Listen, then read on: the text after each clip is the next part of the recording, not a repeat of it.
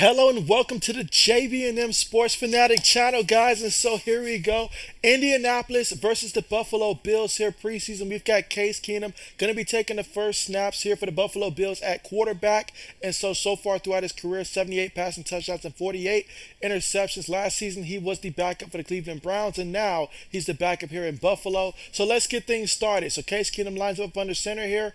Receiver goes in motion. We've got three receivers, one tight end, one back in the backfield. Going to take the snap. Hands to the back, up the middle. He plows forward for about a pickup of about 4 yards on the play. Second down to be coming up. That was Zach Moss on the carry, getting the first carry of the game here for the Buffalo Bills.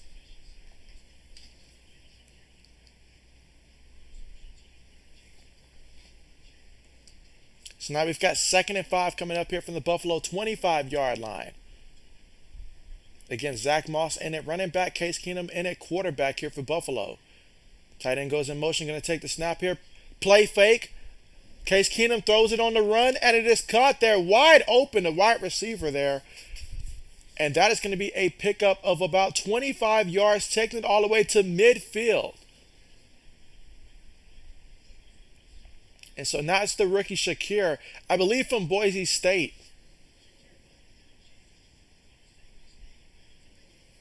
That was a big time play there. Pickup of 25 yards through the air.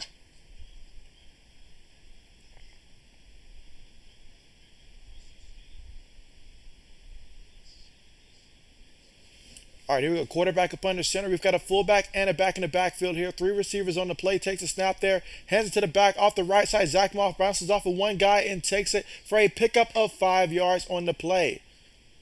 So Zach Moss, more so of that power type of running style that he has there in Buffalo. He is certainly their power back. They did draft James Cook out of Georgia. He's going to be contributing on special teams and a lot of the third down, obvious passing plays as well. So I'll be interested to see the role they carve out for him as well. But right now, Zach Moss getting the early carries in the backfield. Shotgun formation here. Three receivers, one tight end, one running back. Takes a snap. Colts sending pressure. Case Keenum throws it, and it is caught once again by the rookie, who finds a way to still get the first down. Picked up 5 yards and a first. Lewis, what's good with you? What's good with you? You say just finished watching your Bears, and so yeah, I saw some of the passes that Justin Fields had earlier in that game. They did look impressive. I know it was a small sample size, but hey, I seen some nice passes from Justin Fields early and not when that was very encouraging. So I know that had to feel very good there for your Bears. And hey, preseason or not, winning still feels good, right? Carmichael, what's good with you? What's good with you? All right, here we go. 1st and 10 for the Bills. Colts sending pressure. Throws to Zach Moss out of the backfield, and he's shoved out of bounds there, but picks up about a good 3 yards on the play. Let's see. But yeah, Carmichael, let me know, how are you doing? And so Lewis says, I hit the under 37.5 today on this game. And so, all right, bet. So I know where Lewis is going to be aiming for this one. Bet. Again, first drive of the game here. Buffalo with their first possession. They got Case Keenum in there at quarterback, so no Josh Allen in this one. Zach Moss is in the backfield. They've got a fullback on the play, two receivers towards the top of the screen. Takes a snap from center, hands it to Zach Moss, bounces off of one guy, changes direction, still going on his feet. Look at Zach Moss taking it all the way to the 11-yard line.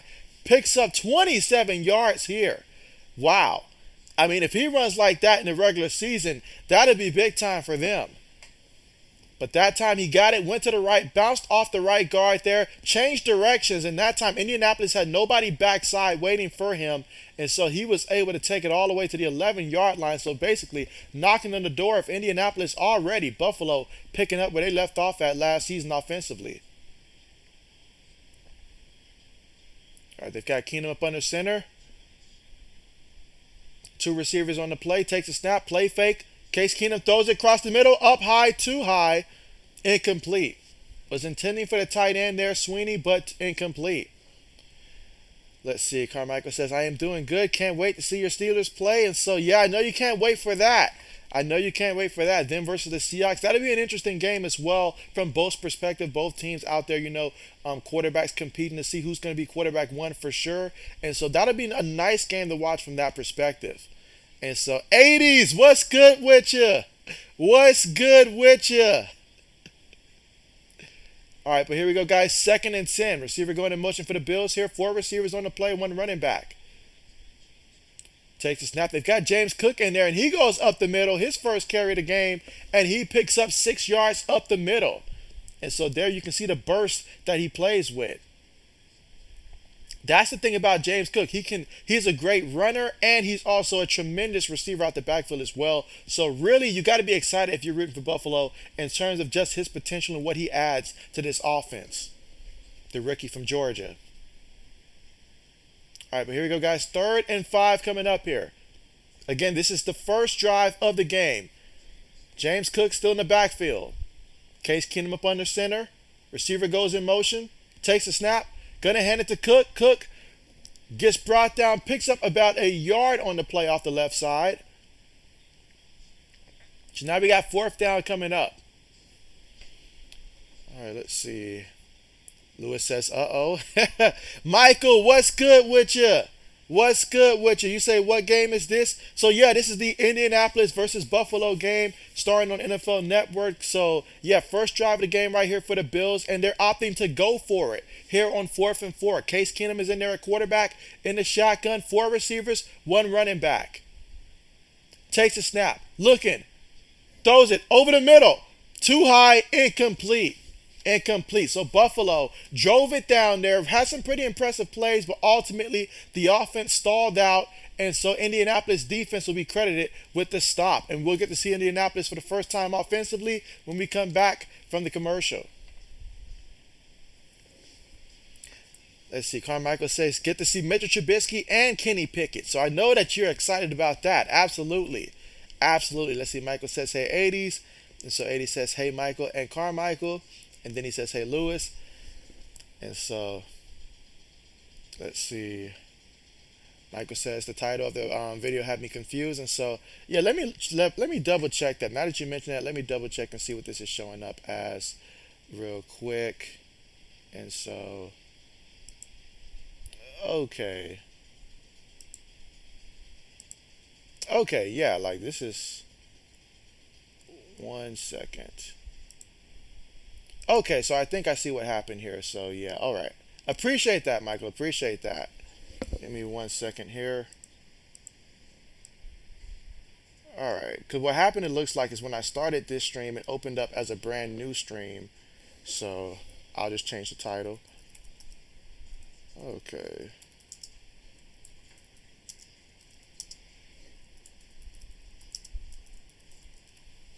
Okay, that should do it. All right. All right, so that should fix that issue. All right, let's see. All right, so Lewis says, nice stop. Coach Dante, what's good with you, Coach? What's good with you? And you say, what's up? So, yeah, Coach, everything is going great. Everything is going great. How are things with you? And so Lewis says, hey, 80s. And so 80 says, JB, is Josh Allen a gimmick quarterback?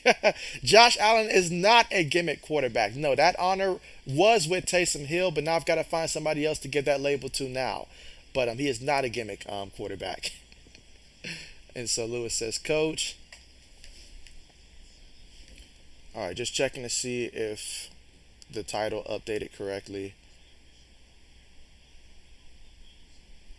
All right.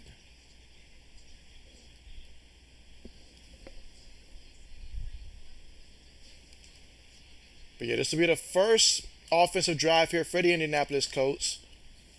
And we will get to see Matt Ryan in this one. I believe that the game plan heading into this game is to play him for the first quarter.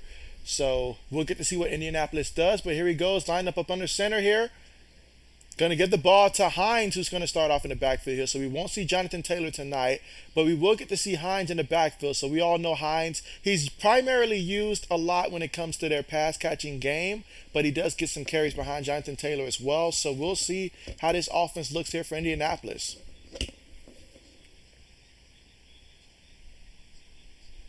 Okay, I see.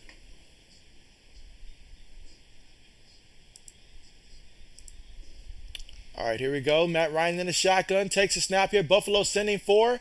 Ryan throws it quickly, and it's going to be caught.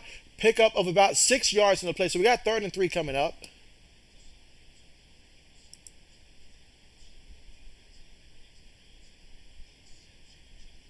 And you look at the career numbers of Matt Ryan, 341 career touchdown passes to 156 interceptions, a career 65.4% completion percentage, and 207 games played.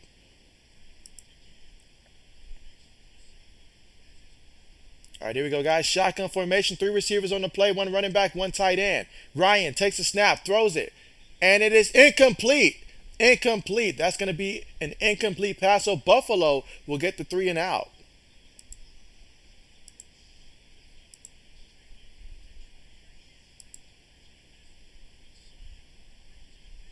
All right, guys, give me 1 second here.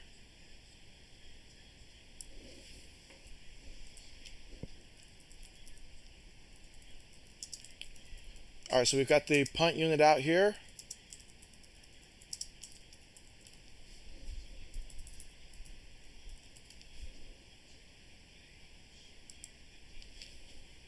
All right, so Buffalo here on the return. That is the rookie Shakur that they drafted in the 5th round out of Boise State. We've seen him already come away with a 25-yard completion, followed up by a 6-yard completion. So he's been pretty busy today. Pretty busy already today for Buffalo. All right, let's see. All right, you guys let me know if the title is updated correctly. Let's see. Carmichael says, least favorite player in the league. My least favorite player in the league, Carmichael, that is a very good question. Although I'm pretty sure that answer may be Baker Mayfield. It may be Baker Mayfield currently. I have to think about that. All right, so there's a holding flag there against Buffalo. Let's see. Lewis says Matt Ryan's time is running out to win a Super Bowl. And so, yeah, it's pretty much now or never, honestly. If it doesn't happen either this year or next year with Indy, then it's pretty much a wrap. He's got like a 2-year window, honestly. A 2-year window. And let's see, Michael says Phillip Rivers. And so Michael says Phillip Rivers. If we're talking all-time least favorite player, then you guys know for me, my all-time least favorite player is Eli Manning. Without, hands down, Eli Manning has been my like all-time least favorite player. Eli Manning. Talk about the most hyped up quarterback for someone who's like had so many times where he's thrown 25 plus interceptions throughout his career, but yet talk about him as if he's a Hall of Famer just because he had a couple moments. Yeah, yeah. All right, Michael says it's updated. All right, and Lewis says Rogers. And so, yeah, appreciate that, Michael. Appreciate that. I had the stream set up correctly, but for some reason, when I pressed go live, it just opened a completely, entirely different stream, and it just went off the last thing that I had saved prior to that. So that's why that was wrong. But appreciate that catch right there, Michael, for sure. For sure. So I'll just go ahead and cut the other one.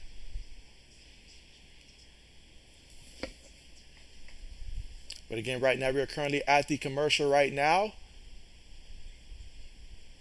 I remember last season, though, when it came to Case Keenum, I made such a hard pitch last year that he should have been starting for the Cleveland Browns as he was currently on their roster as the second quarterback. And we all know that Baker had that injury that he was going to that he was trying to play through all of last year. So I felt that the Browns last year should have been starting Case Keenum instead of Baker Mayfield because I feel like a healthy Case Keenum would have definitely been better than what they had last year at the quarterback position, where there were just times where Baker was just missing.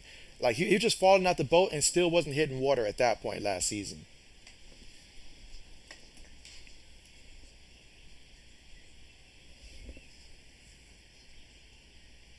But again, we're currently still at the commercial. But when we return, we'll see what Buffalo does this time out. Buffalo last time drove it down there all the way to the red zone, but they were unable to score. They went for it on 4th down and was unable to convert. And so Indianapolis was able to get the stop last time. Let's see if Buffalo will finish this time out.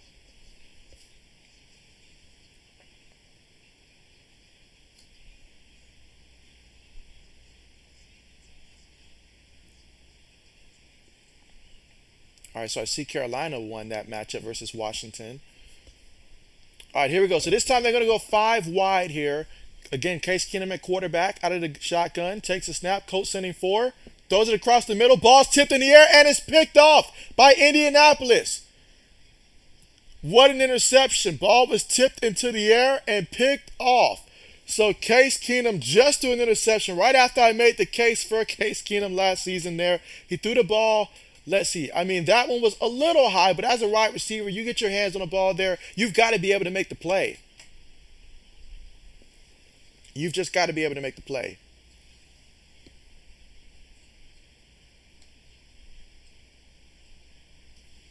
But wow, that was bad.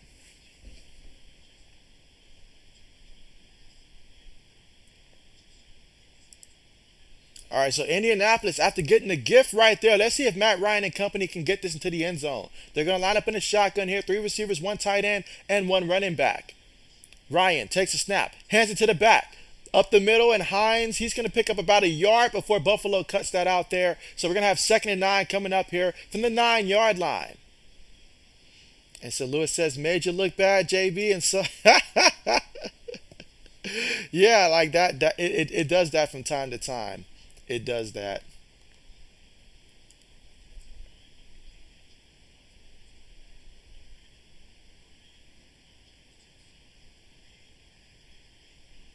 All right, here we go.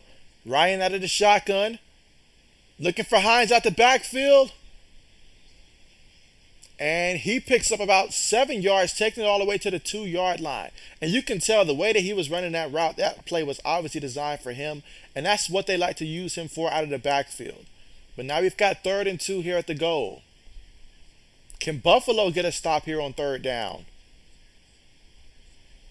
See, Michael says, wow, picked off. And so, yeah, that was a big turnover there. I mean, look at the position they put Buffalo defense in, but can Buffalo still get a stand? Let's see. Ryan up under center here, multiple tight ends. Gonna hand it to the back off the right side. And oh, they brought him down. I thought he was gonna have just enough to go in there, but the defense shut it down right before he can get in there. Let's see if Indianapolis here on 4th and goal at the 1-yard line. I feel like you have to go for it here if you're Indianapolis. It's the preseason here, 4th and 1. You gotta go for it. But let's see what they call. All right, so here we go. The Buffalo fans, the Buffalo faithful, they want to see a stand here. Will their defense give them that? Ryan up under center here, multiple tight ends, one receiver, one back in the backfield. Takes a snap. And before they can do anything, there is a penalty. So that is going to move Indianapolis back.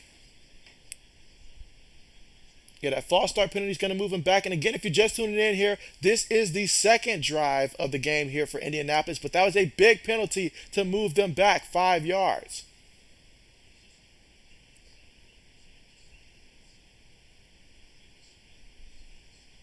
All right, so now after the penalty, now they will go ahead and go for the point after touchdown. I'm sorry, the field goal attempt. And we've got Blankenship out here. Last season, he ended the season getting injured. 24-yard field goal attempt. Let's see the 2nd-year kicker if he can make this.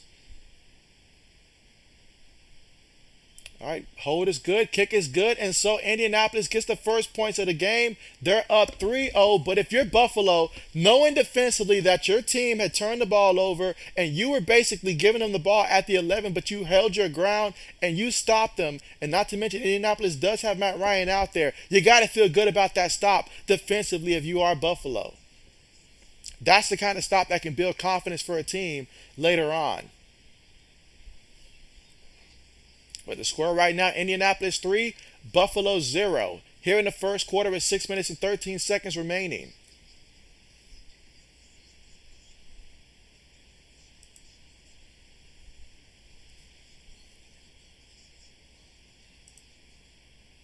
All right.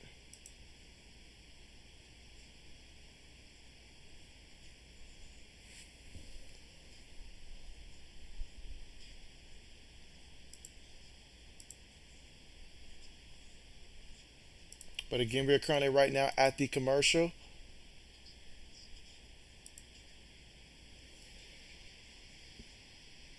All right, but let's see. But so far on that drive right there, Matt Ryan, 2 of 3 passing there for 13 yards.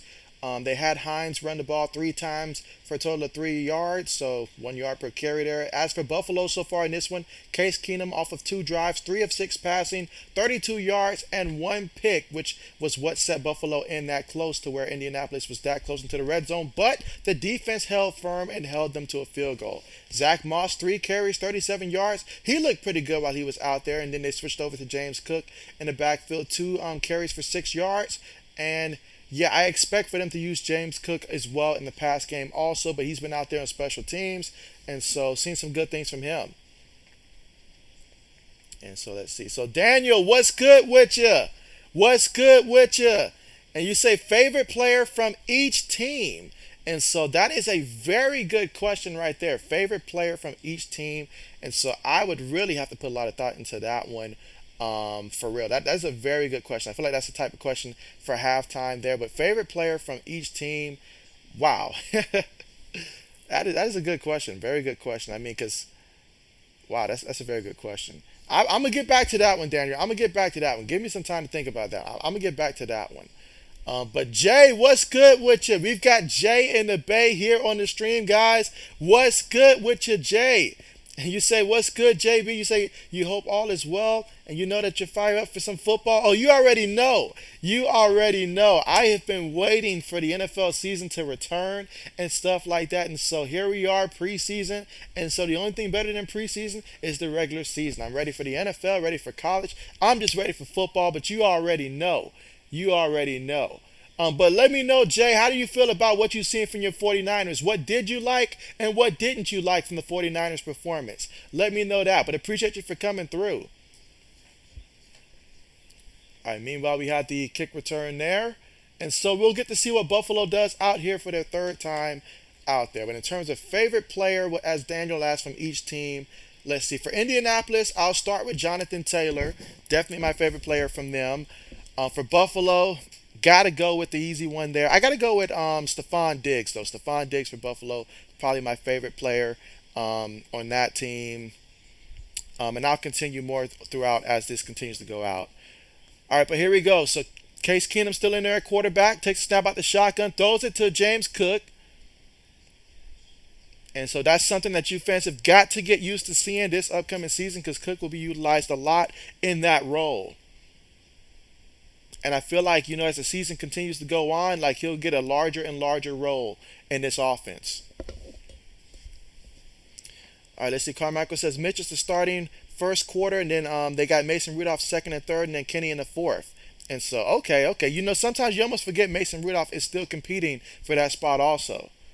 All right, but here we go. They're going to hand it to the back there, and so he had to fight just to get back to about a yard shy of the line of scrimmage there. So third down coming up for the Buffalo Bills. And of course, for Buffalo, the expectations this year is Super Bowl. Anything less than a Super Bowl for the Buffalo Bills would be considered a disappointment this upcoming season. And on paper, they have a tremendous team and stuff like that. They brought back the important pieces, and they really brought some additional pieces. I like the pick that they had with Jason Elam in the secondary. I felt like that was a big pick. That's someone that before the draft, I felt like was a Buffalo kind of player, the rookie cornerback out of the University of Florida. He just fits what they want to do. Meanwhile, Keenum with it. He's going to throw it quickly, and it is caught there. That's Zach Moss with the reception. He's going to pick up about 2 yards on the play, but still be short. Fourth down coming up. Again, first quarter with 4 minutes and 35 seconds to go in the first, and Indianapolis is leading this one 3-0 over the Bills. Let's see. Lewis says, can't wait for that Utah versus Florida game. And so Utah versus Florida. Daniel says, JT2K rushing yards this year. And so, okay, bet. I like it. He's certainly capable of doing it. If you ask me, he's certainly capable of doing it for sure. Meanwhile, fair catch called here by Indianapolis at the 11-yard line. All right, let's see. Carmichael says, I don't think TJ or Cam are playing. And so, oh yeah. And let's see. Jay says, Trey Lance looked good. I wish he would have played more. Danny Gray, that's right, the receiver that you guys drafted out of SMU. I remember him. adds a speed element to our receiver room. A lot of our defensive starters didn't play, and so I certainly understand that. I mean, hey, if there's one thing I can say, Jay, like if there's a team that I'm like, all right, guys, you guys don't have to play your starters, especially on defense, it's the 49ers. I mean, just the history that you guys have had over the last couple seasons dealing with injuries and stuff like that, the more that we can like negate those odds of injuries, I'm all for that. Well, I did like what I saw from Trey Lance, though. I did like what I saw from him, and that gave me a lot more confidence there. I did see what Danny Gray did as well, though. That was a nice big time play by Danny Gray as well. So, but absolutely, I saw some good things for the 49ers. That was very encouraging.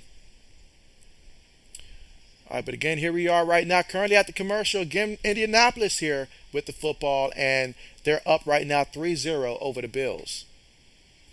Let's see, Carmichael says, George Pickens, I also can't wait to see. And so I wonder if he's going to get into a scruffle with any defensive backs out there during the preseason and all like that. That's just how hard he plays out there. So I'll be looking to see that as well. But yeah, I'm looking forward to seeing that from both sides, both from the Steelers and the Seahawks, honestly, because I want to know, which quarterback's going to separate themselves, because they keep talking up Drew Lock and stuff like that. I mean, come on, we saw Drew Lock down there in Denver. So, I mean, but then again, if your only other option is Geno Smith, we'll just see how that looks for the Seahawks, honestly. But we'll see how that goes.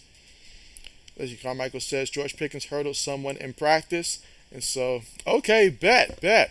Out there making plays in practice, that's where it starts. It's exactly where it starts.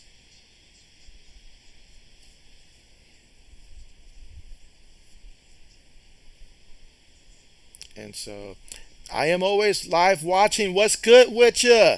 What's good with you? Appreciate you for coming through. And so Jay says our rookie cornerback Samuel Womack had 2 interceptions. 2 interceptions. Wow, that's pretty impressive. Pretty impressive. You say he could win the starting nickel cornerback position. Hey, if you're getting 2 picks a preseason game, the job's yours. Guarantee that. But that's nice. That's very impressive. Very impressive. Leslie Lewis says this would make a good playoff game. I'm honestly going to go out there. It's not going on the limb, honestly, because I expect both teams to make the playoffs. But I got a feeling these two teams will meet each other in the playoffs again. Meanwhile, Ryan threw that one up under pressure, but it was completed. And that was Michael Pittman Jr. They have high expectations for him. I feel like for Indianapolis in the passing game, both Pittman and then you've also got Paris Campbell. Now I know Paris Campbell, he's pretty much been injury prone since they drafted him. But if ever a year that you need him to step up, especially last time I checked, T.Y. Hilton, I think he's still in free agency right now. So you certainly need to get what you thought you were going to get when you drafted Paris Hilton a couple years ago. So if he can come out there and be healthy, that is what they need from him. They run the ball up the middle, pick up about 7 yards on the play. So again, Hines is getting the carries in the backfield here for Indianapolis.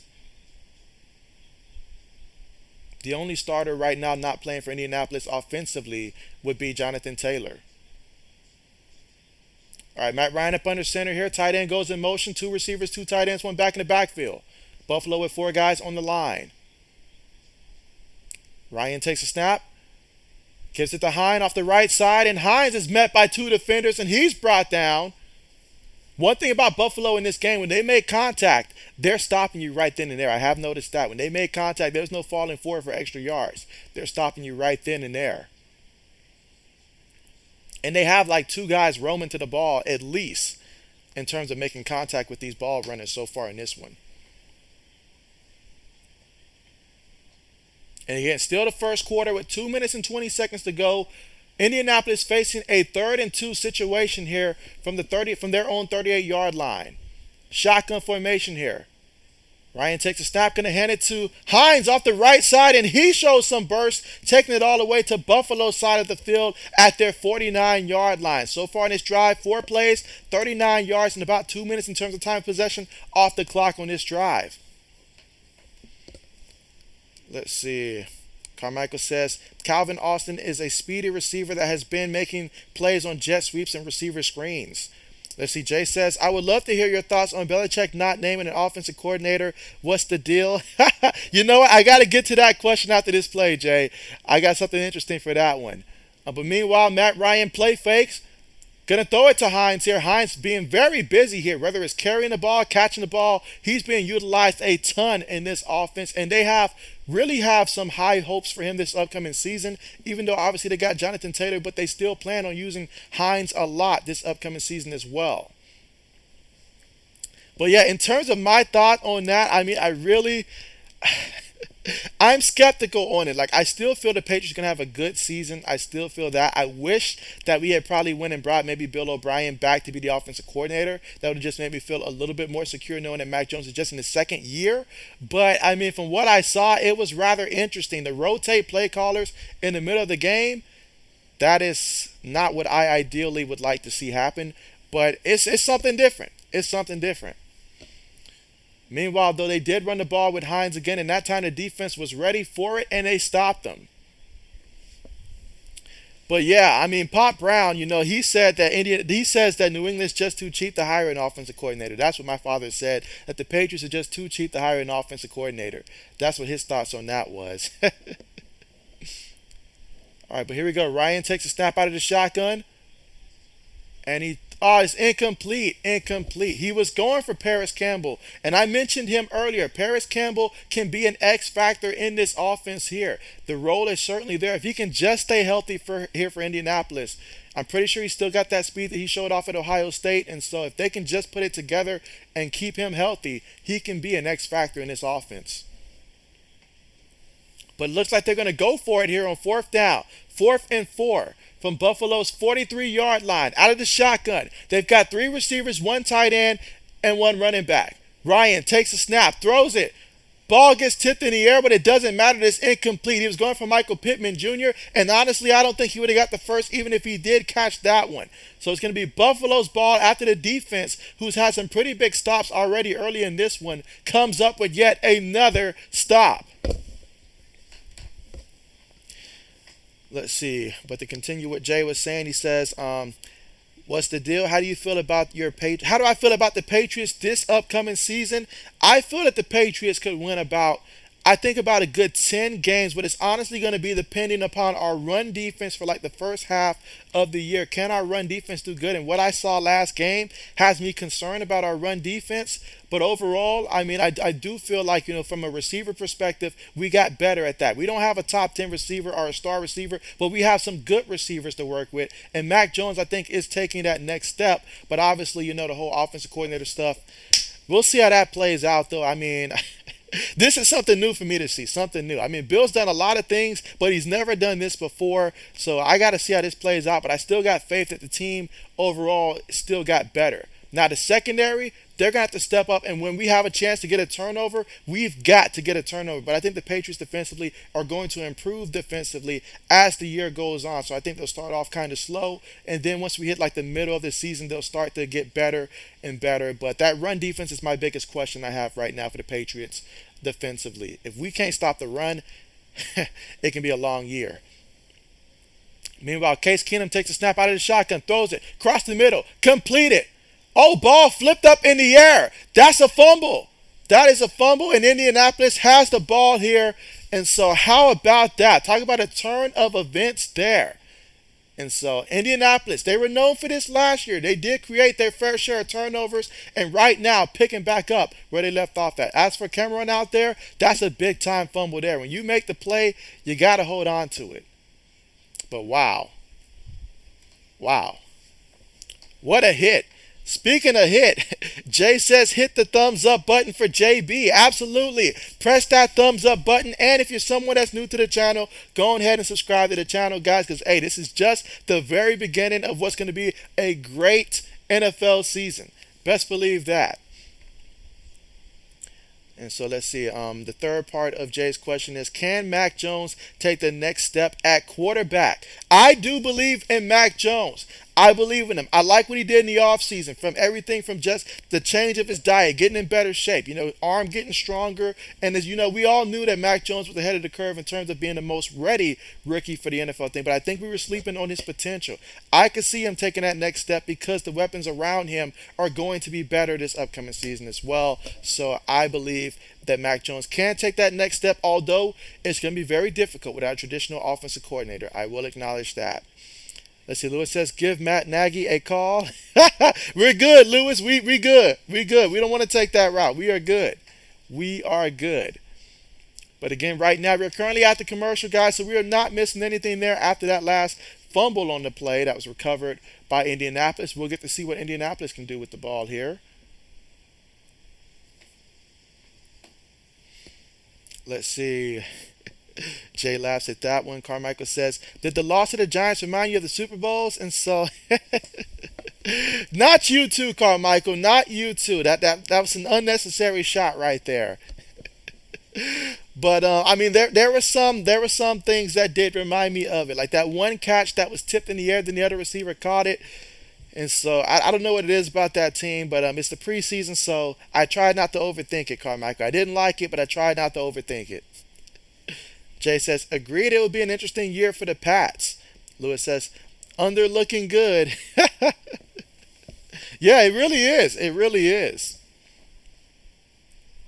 It's looking extremely good right now for you, Lewis.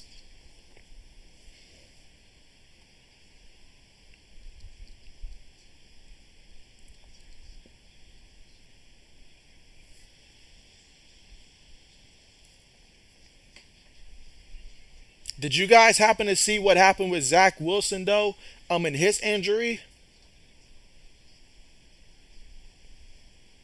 I mean, I'm guessing that right now it's looking like they're projecting. It seems like 2 to 4 weeks, so it might lead into maybe week one, week two of next season. But of course, they're still diagnosing to see if it could potentially be worse than that. But ideally, I think if we're looking at about a week two, maybe return for him. Meanwhile, Indianapolis with the ball here to give it off to Hines once again. Gets the carry, but there is a penalty. There is a penalty.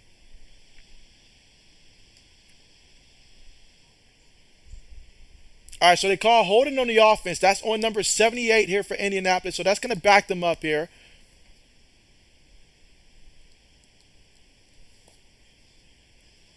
And so far in this game for Indianapolis, though, they are really working Akeem Hines early in this one. He's got 7 carries for 25 yards, 2 catches, and 13 yards as well. Let's see. Carmichael says Zach is questionable for week one.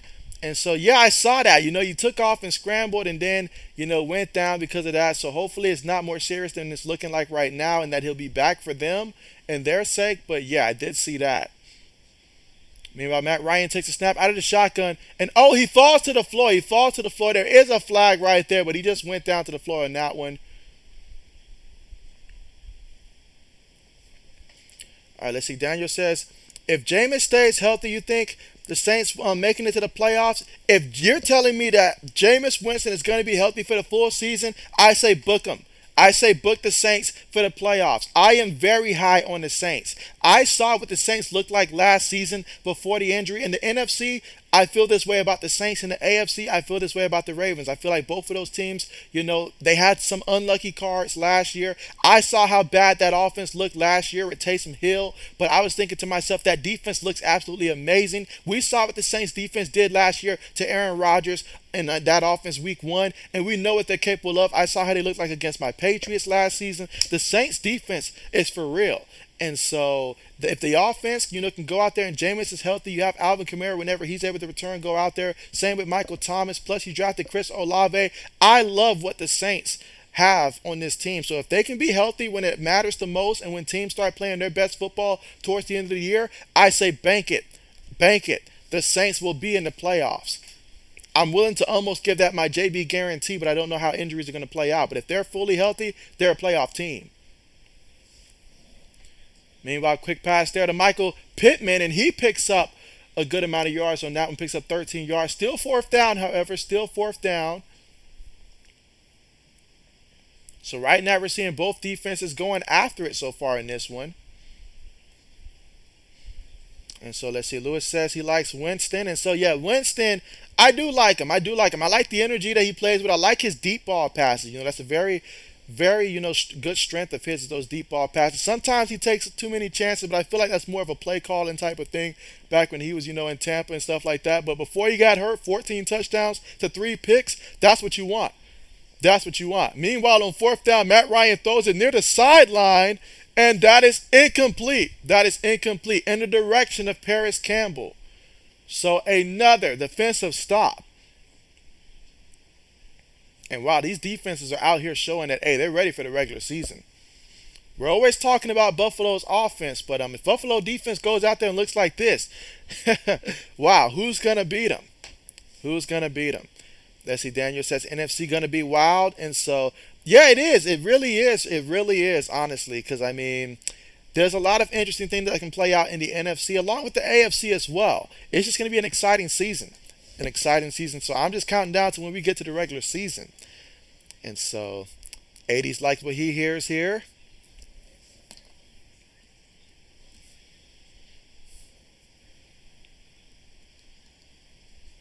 But yeah, we're currently right now at the commercial. And so just to recap what's taking place so far in this one. So Matt Ryan, he's 6 of 10 passing for 58 yards so far in this one. He's been sacked once. For Buffalo, Case Keenum has been getting all the reps at quarterback. He's 6 of 10 passing for 55 yards. And he has a pick in this one. On the ground, Nakeem Hines, he's got 8 carries for 25 yards. He's also got 2 catches for 13 yards as well. And for Buffalo, Zach Moss, 3 carries, 37 yards. And James Cook, 3 carries for 5 yards so far in this one. And receiving wise, though, you look at Buffalo, Khalil Shakir, that's the 5th round pick that they drafted out of Boise State. He has 2 catches for 30 yards in this one as well. And him and Zach Moss are leading the Buffalo Bills in receptions. Zach Moss has 2 catches for 5 yards as well. Then you look at Indianapolis, Michael Pittman Jr., he's got 2 catches for 30 yards, was targeted 3 times total. Then you've got Alex Pierce, that's the rookie they drafted out of Cincinnati. He's got 1 catch for 9 yards so far in this one, targeted just twice. In this one, Paris Campbell does not have a catch yet, and he's been targeted twice.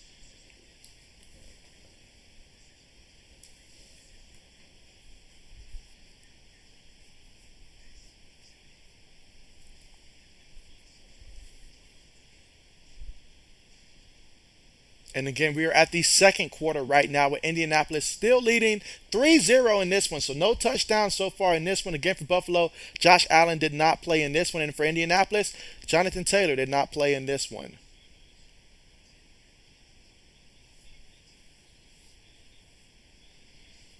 All right, but here we go. Case Keenum up under center here for the Bills. 2 receivers, 2 tight ends, 1 back in the backfield. Going to hand it to the back. Up the middle. Picks up about 2 yards on the play. So we got 2nd and 8 coming up. Let's see, and that is Johnson. Could that be perhaps Duke Johnson? Yep, Duke Johnson on the carry.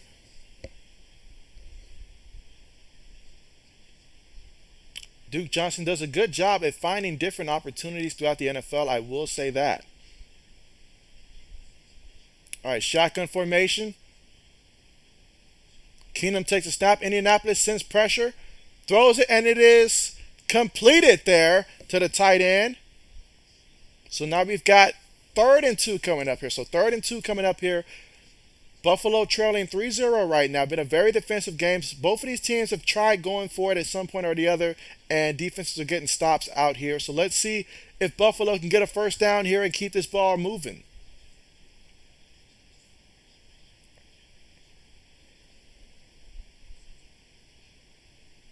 All right, still shotgun here. 2 receivers, 2 tight ends in the back. Keenum takes a snap out of the shotgun, hands it to the back, off the right side. And, oh, he's brought down. That time, safety did a tremendous job there going low and getting around the lineman that was coming to try to block him and making that play and preventing the running back from getting to the first down marker.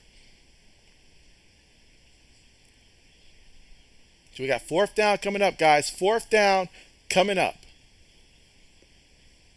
All right, so they're going to go for it here. 4th and 2. Going to line up in the shotgun. Takes a snap. Looking. Throws it to the right. And it is caught for a first down. So picked up enough for the first down there. That's a pickup of 3 yards on the play. That was Cameron with the reception. He had that earlier fumble earlier. Let's see. Lewis says, I don't mind just field goals. Lewis was smart to take the under, it looks like.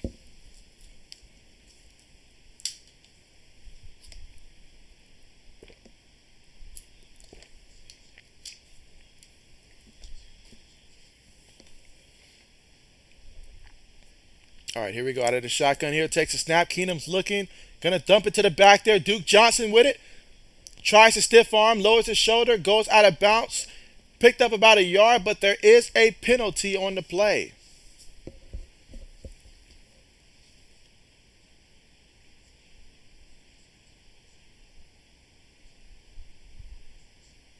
Ooh, face mask against the offense. Number 72 they call.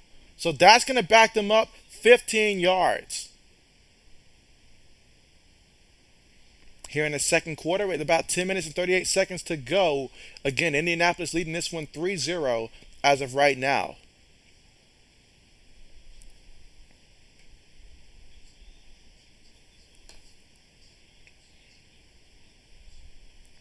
So that's going to back them up back into Bills territory here from their own 47-yard line.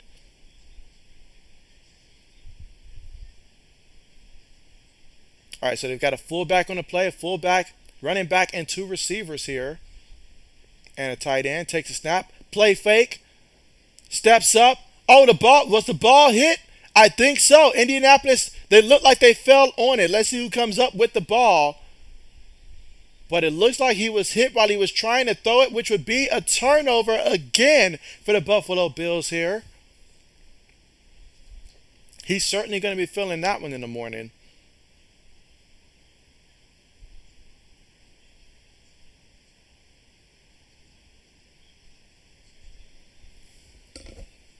All right, so good job being alert there by Indianapolis. You got a hand up, knocked the ball out, and then fell on the ball for the turnover.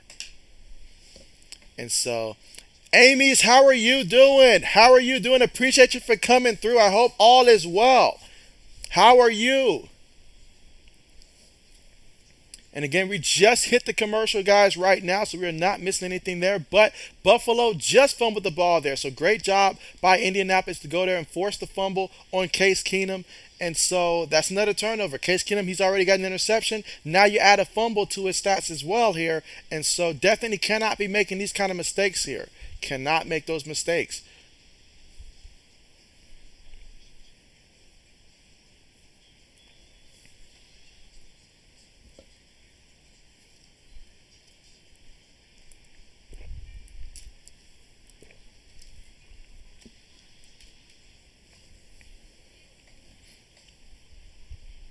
And so this should get Indianapolis the ball here near midfield here. And so Matt Ryan so far in this one, he's been 6 of 10 right now, 58 yards passing, sacked once. And so I'm pretty sure that's why he was still in there. We'll see right now since the second quarter, if they'll switch quarterbacks or not. But they wanted to get a look with Matt Ryan out there with the starters and see what they can, evaluate from there and try to build some more chemistry. All right, let's see. 80 says, JB, what do you think about Primetime saying there should be tiers in the Hall of Fame? And so, Prime is saying what a lot of us, what we think, because some of the guys that we see that, get put into the Hall of Fame and stuff like that, or either that get mentioned for it, they were great players. But Prime has a point. I used to think that Hall of Famers were just players that just went out there and were like the Barry Sanders of the world, the Walter Paytons of the world, those that were the elite amongst the elite, not just great players, longevity type of awards. So I agree with what Prime said about the Hall of Fame, honestly. I feel like he has a tremendous point. And so you guys know I've talked about Eli Manning before. I do not feel that Eli Manning is a Hall of Famer, but yet I feel like they'll put him in the Hall of Fame at some point. But I feel like he is certainly not a Hall of Famer in my book. But that's just how I feel about it. But I feel like there's a lot of players that will get put in that they're not really what I consider for a Hall of Fame, or at least if it makes them feel better to have certain tiers in the Hall of Fame, then sure. But there should be something to I can't even say the word right now, but to basically specify that the elite amongst the elite specifically. So I agree with Prime in that sense. I do. All right. So meanwhile, Indianapolis has switched up their quarterback now. They've got Nick Foles in there. That's right, good old Nick Foles. And so he finally found a way to get away from Chicago as of recently. So yeah, and we all know the connection obviously between Frank Wright and Nick Foles. They had that whole Philadelphia thing going in which they were able to work together and finish off the Super Bowl that year for the Eagles. And so we know that they have that chemistry in the past, so they're trying to rekindle something from back then. Let's see how this plays out. But here we go, 2nd and 5. Nick Foles up under center here. Two tight ends, two receivers, one back in the backfield. Hands it to the back. Up the middle. Still on his feet and brought down about a yard shy of getting the first. Now it's Philip Lindsay in there at running back for Indianapolis here. So he is their third option here. We know that they moved on from Marlon Mack, who went to the Houston Texans, and so now they've got Philip Lindsay here as their third running back tonight, well, on the depth chart right now. Let's see. DRH Fishing Adventures, how are you? What's good with you? You say, has Tanner Gentry subbed on yet? And so that's a great question. And so Lewis says, if these are Buffalo's backups, yeah, they're stacked on defense. And so, Buffalo's very stacked now. If you ask Mike, though, Mike is never satisfied. He's like, he always wants more when he's talking about his Buffalo Bills. All right, so it looks like he picked up a yard on that play. But Buffalo defense, they're getting some big time stops here, because a couple of times, their back has been against the wall, but they've risen to the occasion tonight. Well, today.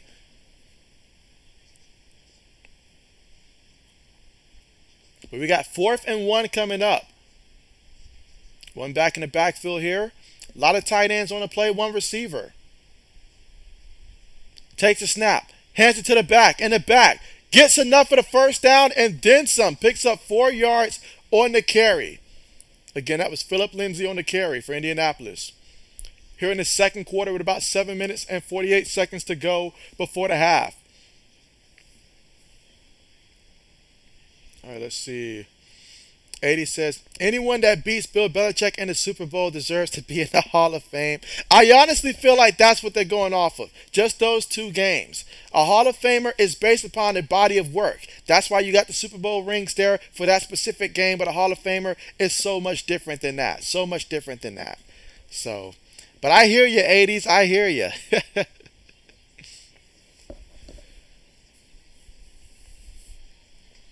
All right, let's see. 80 says Nick Foles should be named the starter.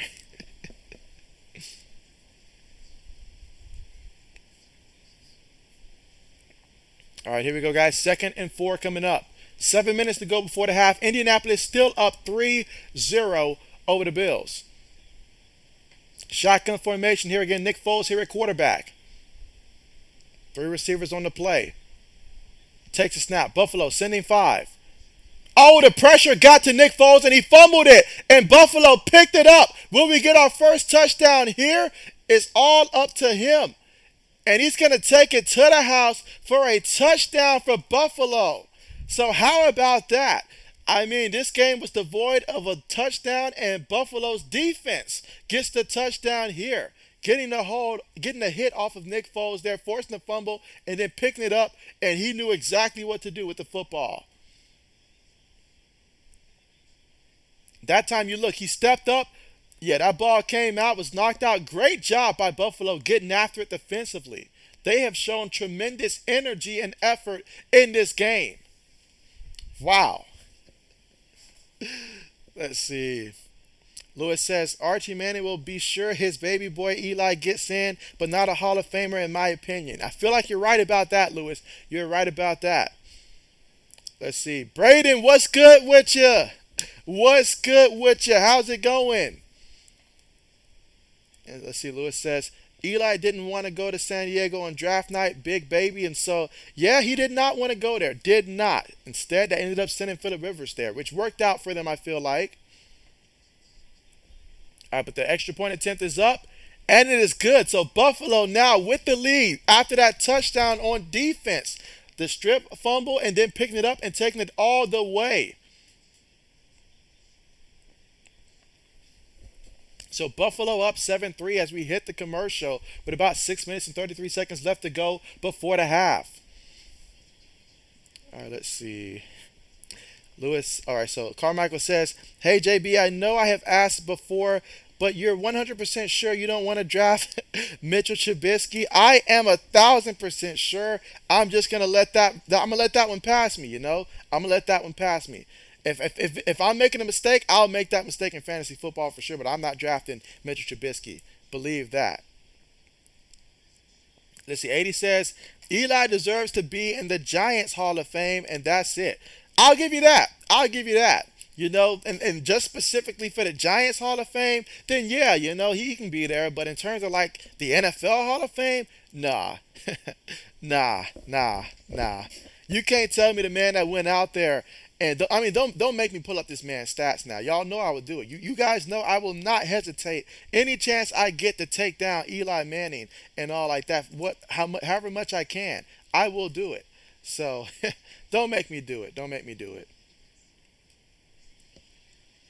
Because I've made the case before on here why Philip Rivers was the better quarterback between the two. I mean, obviously, to win a Super Bowl, it takes a lot of factors. That includes what the defense does, the players around you, all of that. But statistically speaking, Philip Rivers, better quarterback than Eli Manning. Hands down. And it's not even close. But again, right now we're currently still at the commercial. So if you're just tuning in, we're not missing anything right now. Still at the commercial.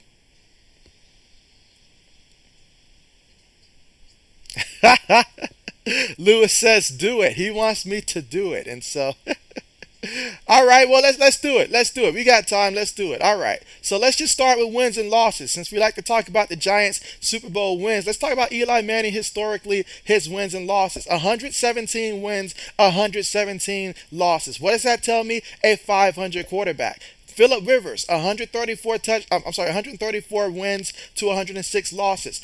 That's a lot more wins than losses right there, but yet Eli Manning still gets the credit saying he was a winner because of a couple lucky seasons. Let's talk about touchdowns, interceptions throughout his career. 366 touchdown passes for Eli Manning throughout his career to 244 interceptions. What about Philip Rivers? Well, 421 touchdowns for Philip Rivers to 209 interceptions. So last time I checked, that is more touchdowns for Philip Rivers and less interceptions for Philip Rivers. That sounds like a better quarterback than me. I don't have the time right now to take a deeper dive, but I can certainly do that at halftime and break it down even more than that. But that's just a sample of why I don't get why everybody's Eli won a Super Bowl. I'm like, well, Trent Dilfer won a Super Bowl. Brad Johnson won a Super Bowl for the Buccaneers. We don't talk about them and all like that. But just because it was against Bill Belichick when everybody hated the Patriots, we're gonna hype Eli up because his last name is Manning. That's the only reason he remained in the league. But don't get JB fired up, y'all. Let's not do that. It's a preseason game. There's no need for me to get fired up about that one. So I'm gonna let that one go. I'm gonna let that one go.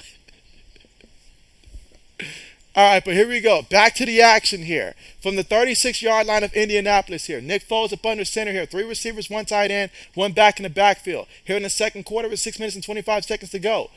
Nick Foles takes a snap here, going to hand it to the back, and he's going to lose a yard on the carry. And that was Williams on the carry here for Indianapolis. So now we've got 2nd and 11 coming up here from the 35-yard line. All right, let's see. Lewis says, Patrick Mahomes, a Hall of Famer over Eli and still active. Hey, he's going to be. The kid's going to be. He's destined for it. Brandon says, yeah, you pulled up his stats a couple months and threw him under the bus, LOL. Yeah, I mean, I don't mind doing it at all. Like, I can always do that. No, I do not mind at all.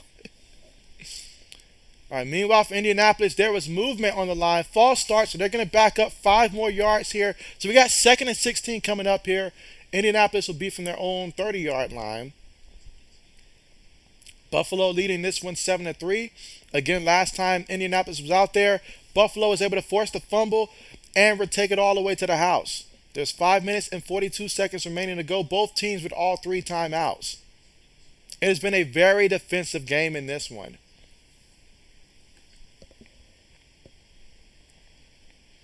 All right, here we go. Nick Foles throws it, and oh, it's picked off. Look at that. He gift wrapped that one. Wow. This is not what the Colts were hoping for when they traded for Nick Foles, but look at that. I guess the magic is gone for Nick Foles, guys. He clearly overthrew the receiver on that one, and that will be a pick, taking it all away.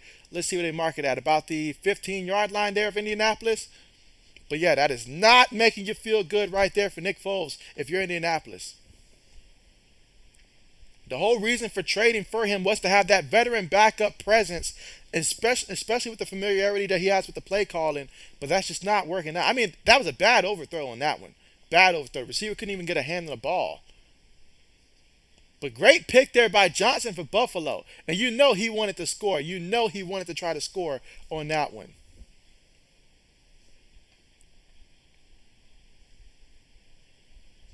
And so that's Jaquan Johnson out of Miami in his fourth year. 26 years of age, 5'10", 191 pounds. But here we go. So Case Keenum up under center, takes a snap, looking, gonna throw it up there, and he throws a pick. He throws a pick. It's pick city out there today, guys. Everybody's getting a turnover. All these defensive players, they got to be feeling really good right now about how this game is going. Oh, but you see the physicality over there on the sideline there. It seems like there's some pushing and shoving going on between a couple Bills and Colts players right now. This may not be a playoff game. Heck, it's not even a regular season game. But these two defenses are treating it as if it is. And so this energy is contagious. I cannot lie. I like it. I like it. This kind of energy in the preseason game lets me know these guys care. And that's something you don't see very often, especially in the preseason. But these two teams, they care about it.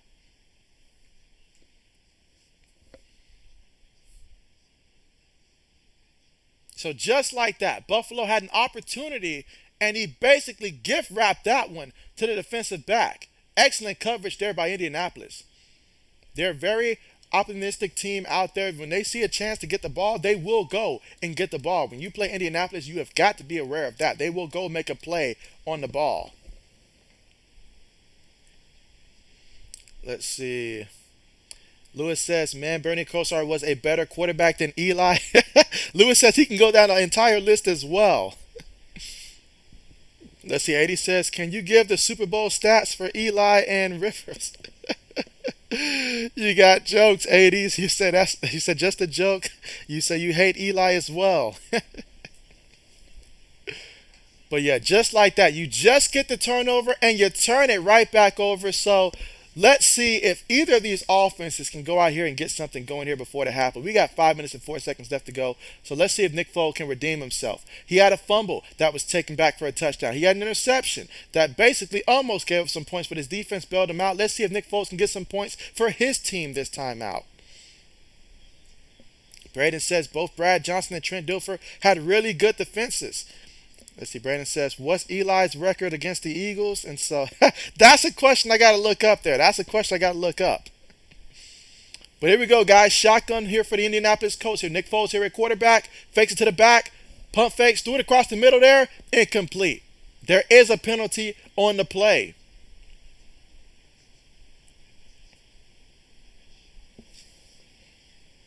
Let's see, Lewis says, I like defensive games.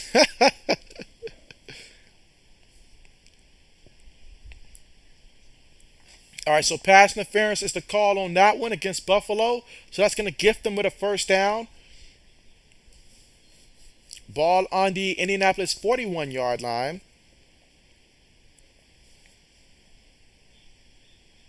All right, so Braden says gift wrapping interceptions. You know that's my favorite term to use, Braden. My favorite term to use. But here we go. Receiver goes in motion here. 3 receivers, 1 tight end, 1 back. Nick Foles in the shotgun here. Buffalo showing 5-man rushing. They do send pressure. And so Williams able to get back to the line of scrimmage on the play, but that is it. We've got second down coming up. 2nd and 10 from the Indianapolis 41-yard line. Here in the second quarter with 4 minutes and 45 seconds to go. And again, both teams with all 3 timeouts. Let's see. 80 says, Pick City, there wasn't a receiver in the state. You can thank your boy Spencer Rattler for that one when that one first came out last year in that game versus Texas and stuff like that. But that was very iconic right there. All right, here we go. Nick Foles up under center, takes a snap, going to hand it to the back, Williams, and Williams brought down immediately. So, yeah, Buffalo's doing a great job of clamping down on these running backs here. So now we got third down coming up.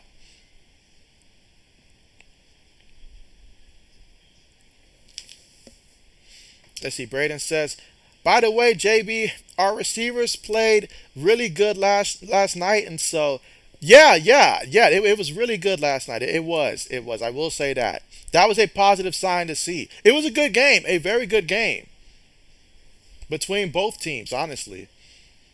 All right, but Nick Foles out of the shotgun, takes a snap, gonna go deep, and it gets the completion, but there is a penalty.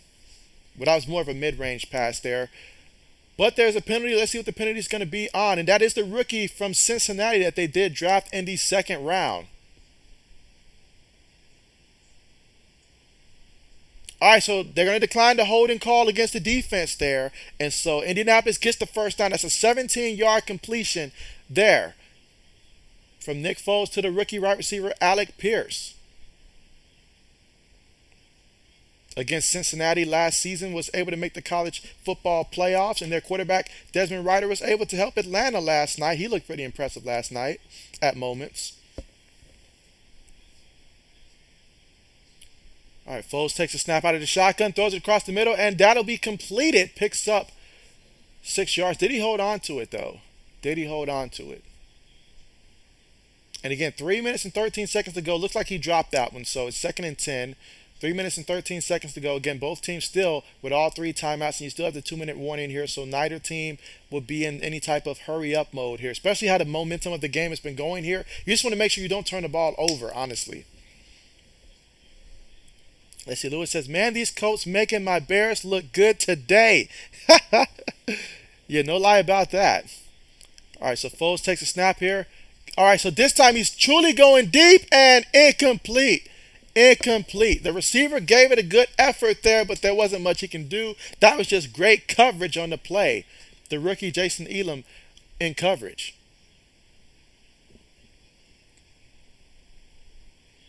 Yeah, Jason Elam, he's going to be a great cornerback in this league. First round pick out of Florida. If anything, I guess you just got to make sure that you don't get called for too many pass interference calls. But other than that, I feel like his game is going to be tremendously solid here for Buffalo. This was a great pick for the Bills. All right, so Indianapolis so far today, 2 for 7 on third down conversions. And let's see if the first timeout was called. Yep, Indianapolis calls their first timeout.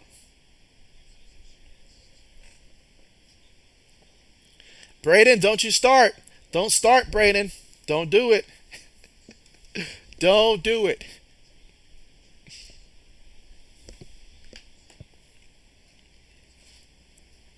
But again, we're at the timeout right now. So now's a good time, if you have not done so already, to make sure you guys press the like button. And if you're new to the channel, go ahead and subscribe to the channel, as the JB2K March is on. And we are trying to get closer and closer to 2,000 subscribers here. We got a little ways to go, but definitely we appreciate each and every person that chooses to be a part of the JB Nation moving forward. And hey, there's a lot of things to be excited for the rest of this year and heading into next year as well. From the NFL season to college football, college basketball, NBA, all of that stuff on one channel. Make sure you guys are subscribed.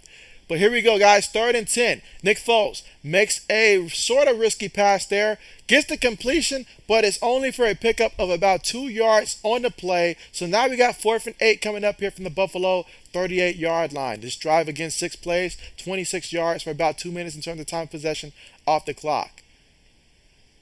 That was Ford with the reception, and again against the rookie cornerback, Jason Elam.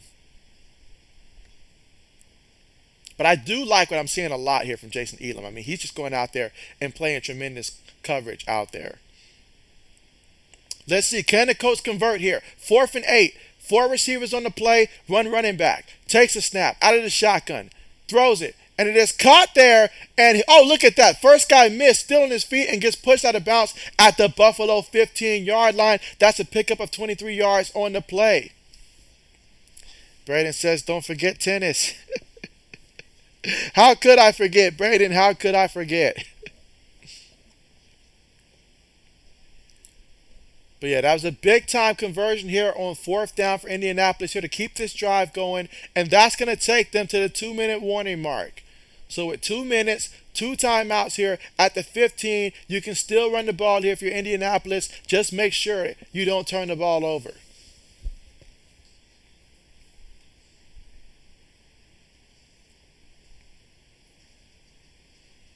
So we're at the 2-minute mark.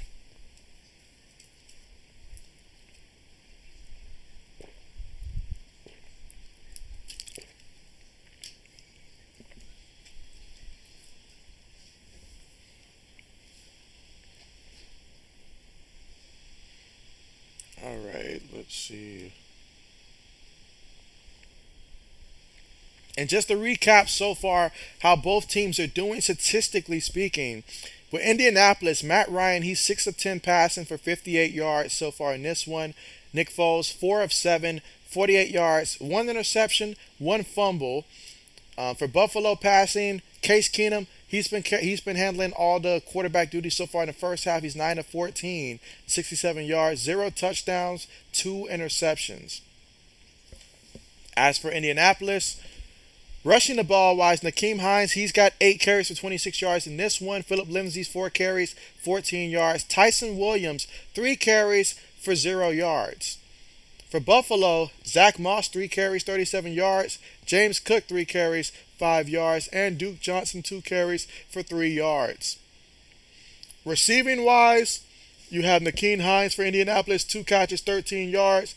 Kellen Granson, he's got 2 carries, 29 yards. The rookie Alex Pierce, 2 catches, 27 yards. And Michael Pittman Jr., 2 catches for 30 yards so far in this one.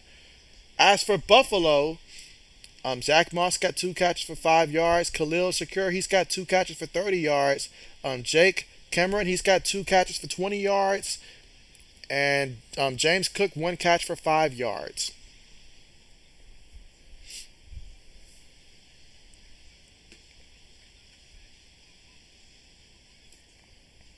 Let's see, Braden says, I didn't know Philip Lindsay was on the Colts. And so, yeah, the Colts made that signing. Because I remember I don't remember exactly the time it happened, but I do remember I did see that happen.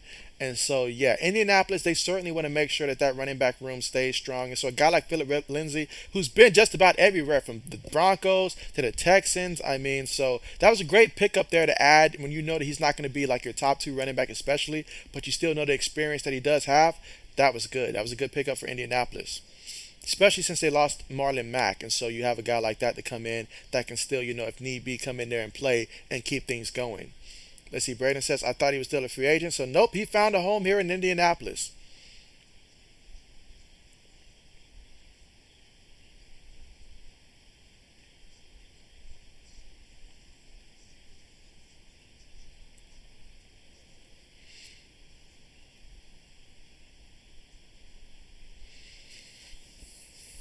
And again, just 2 minutes before the half right now. But Indianapolis with the football, trailing 7-3. Here we go from the 15-yard line in the shotgun.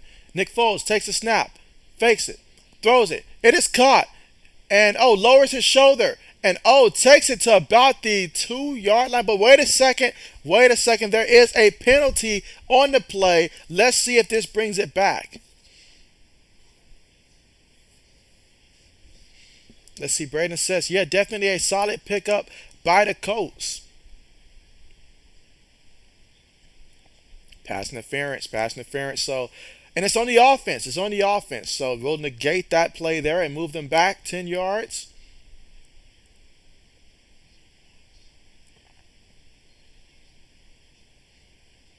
So, Braden, tell me this. Have you given a lot of thought about in fantasy football who you're going to be selecting in fantasy football? Was it the first pick? All right, here we go. Foles takes a snap out of the shotgun, throws it to the back, out the backfield. And he goes out of bounds at about the 15-yard line there.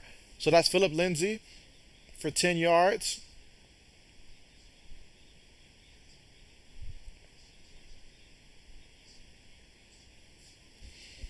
A minute 48 left to go before the half. Buffalo has all 3 timeouts, so they pretty much can use the run game as well.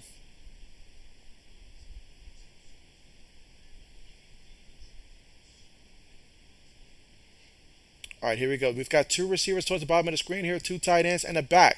Foles takes a snap, throws it to the back, and the back catches it wide open. Nobody on him. When you play Indianapolis, you have to know that they will utilize the running backs like that. There's no excuse to get that wide open out the backfield there. Somebody busted that coverage there. But that is going to be a touchdown for Indianapolis. That was Williams with the reception out the backfield and Nick Foles with the pass. So Indianapolis up right now 9-7, and we will see the point after touchdown attempt soon.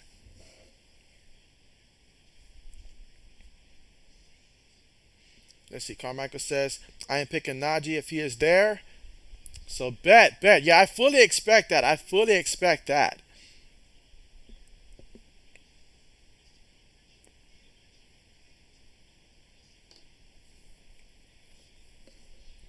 Oh, so you see the rookie cornerback there, Jason Elam, with some assistance on the sideline there. Hopefully, nothing serious there, but he was able to move off, so it doesn't look like it should be too bad. Meanwhile, extra point attempt is up, and it is good. So Indianapolis is up 10-7 here in the second quarter with 1:42 to go.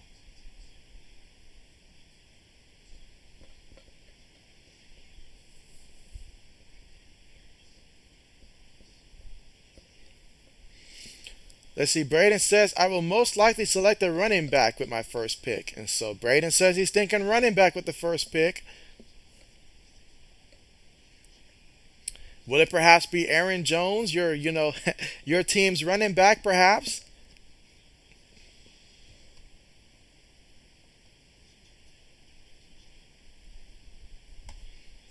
All right, so yeah, Indianapolis leading right now 10-7. 9 plays, 64 yards, 3 minutes and 22 seconds in terms of time of possession off the clock on that drive.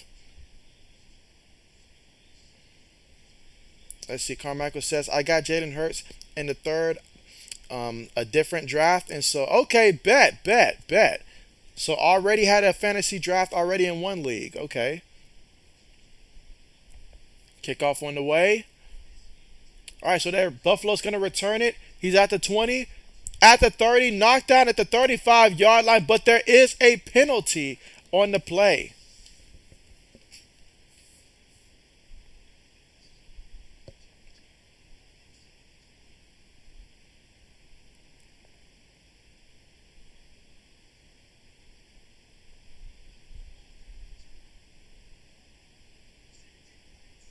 All right, so they call holding on the offense there, so that's going to back them up there and negate that return.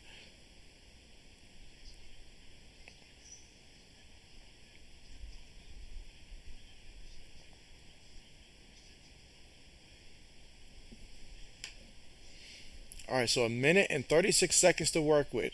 Can Case Keenum drive the Bills down there and score something here before the half?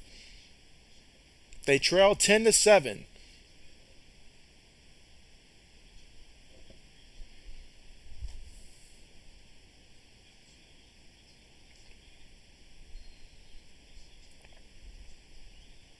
All right, here we go. Shotgun formation here. 3 receivers, 1 tight end, 1 back. Takes a snap, hands it to the back off the right side. And he's going to pick up about 3 yards on the carry. Johnson on the carry. And so, old man, what's good with you? What's good with you? How's it going? How are you doing? Meanwhile, Keenum throws it, and it was, what a hit there by Indianapolis to separate the ball from Johnson. Wow. And that was speed. And he wasted no speed getting there and separating the receiver from the ball.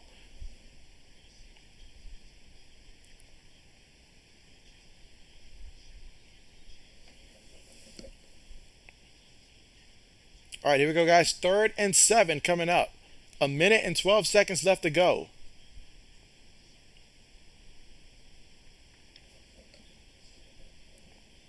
Out of the shotgun. Indianapolis showing pressure, but will they send pressure? Takes a snap. Steps up. Feels the pressure. Brought down. Fell forward, though, for 3 yards, but was brought down. And so Indianapolis will call their second timeout here so that way they can get the ball. They still have 1 timeout remaining with 1:03 to go here in the second quarter. All right, let's see. Carmichael says, I got Allen Lazard in the last round. Okay. And I was going to go with Javonte Williams, but he got picked up by the person in front of me in the draft. Don't you just hate when that happens in fantasy football? You're like, okay, it's almost there. I'm about to make this pick. Then the person right in front of you selects the person that you were going to draft.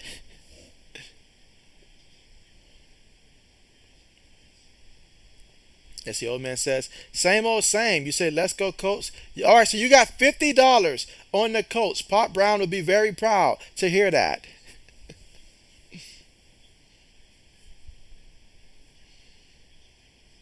All right, so we got the punt unit out here.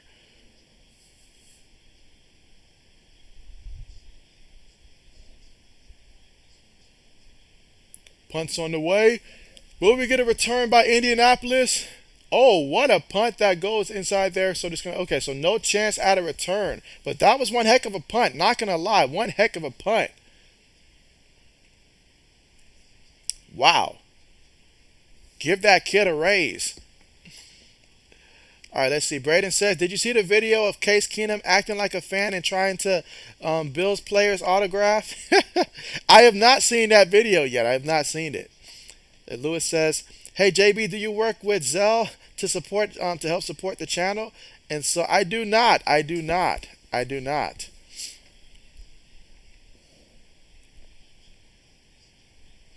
But man, what a punt that was! What a punt that was! All right, so Indianapolis with it from their own 20-yard line.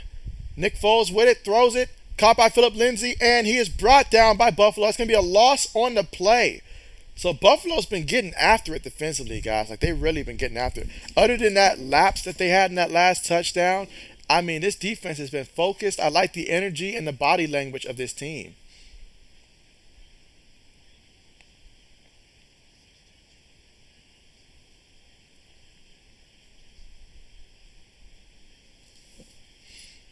Let's see. Old man says, "My uncle thinks they're going to win all their games, including preseason and postseason." Wow. To have a team do that, to win all your preseason and all the regular season and postseason, I mean, that would be one heck of a season, honestly. All right, here we go. Foles takes the snap out of the shotgun. Tried to throw it to the back there, but the defensive tackle put a hand up on the ball. So great job being alert and getting the hands up there and deflected that pass. Again, we got 42 seconds here before we reach halftime.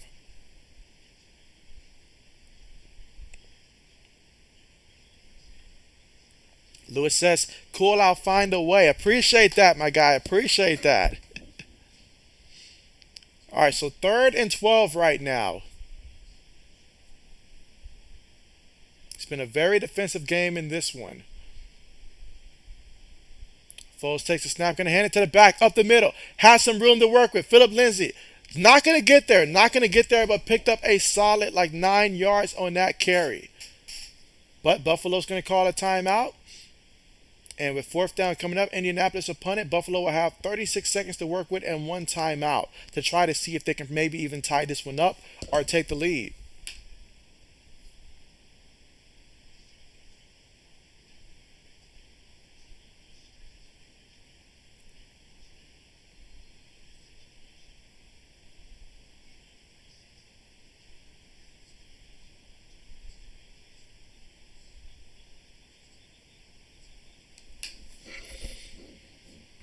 All right, so they add an extra second back up there. 37 seconds to work with. Punt's on the way. See if we get a return here. And we do from the 20. Making a couple moves at the 25. Makes one guy miss. Still on his feet. Gets away from one guy. All of that for nothing, though, as he takes it all the way to about the 25-yard line.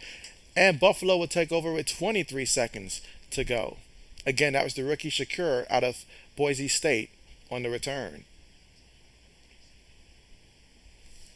Let's see. Old man says, "Yeah, so I bet him $50 Bills won't do it." And so that should be easy cash, right? So basically, it's just $50 that Buffalo will not go undefeated in the preseason, or is it just for this game specifically?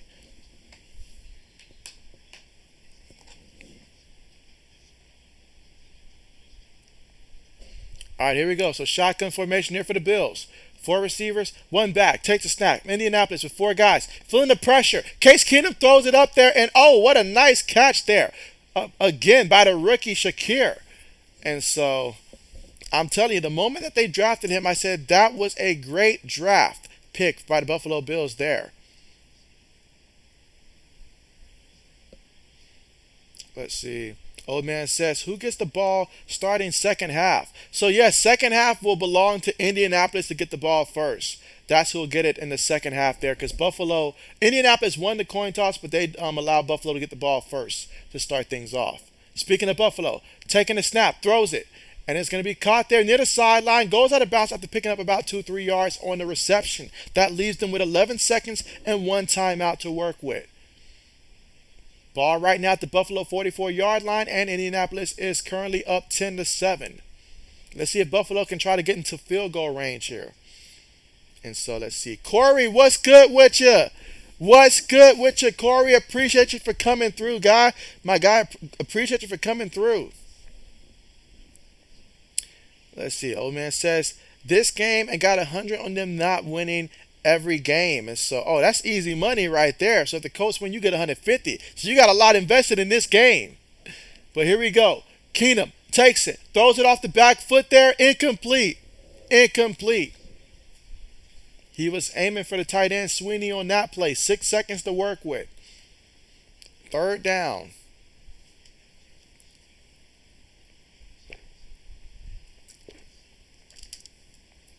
Lewis says he wants in on that bet too. He says, oh man, I'll take that bet too. He said Bills won't go undefeated. So Lewis says put him in on that as well.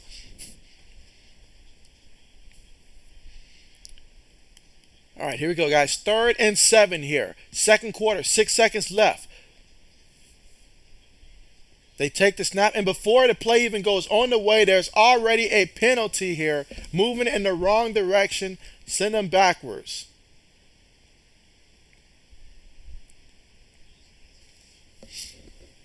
Let's see. Old man says it's almost time for the best show on earth, the JB halftime show. And then he says show. But yes, absolutely. Yes, absolutely.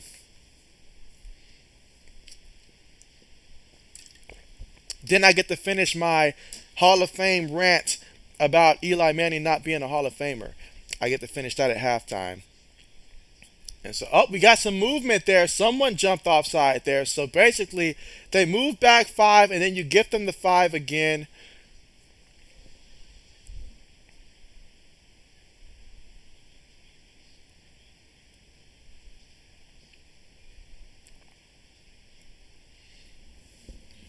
So it looks like we'll get to see what Case Keenum's arm can do. Remember, Case Keenum was the quarterback of the Vikings for the Minnesota Miracle, which seems like a little while ago, guys. But yes, he was the quarterback for Minnesota during the Minnesota Miracle. Let's see if he can pull something off here in the preseason. Takes a snap, feels the pressure. They got him. He falls away from him, but somehow they get him down, and it's still a penalty, which will most likely be on the offense. And if it is, that's going to take us to halftime. So not even an opportunity to put the ball into the air. Yep, that's going to take us to the end of the half there. So at halftime, Indianapolis over Buffalo 10-7.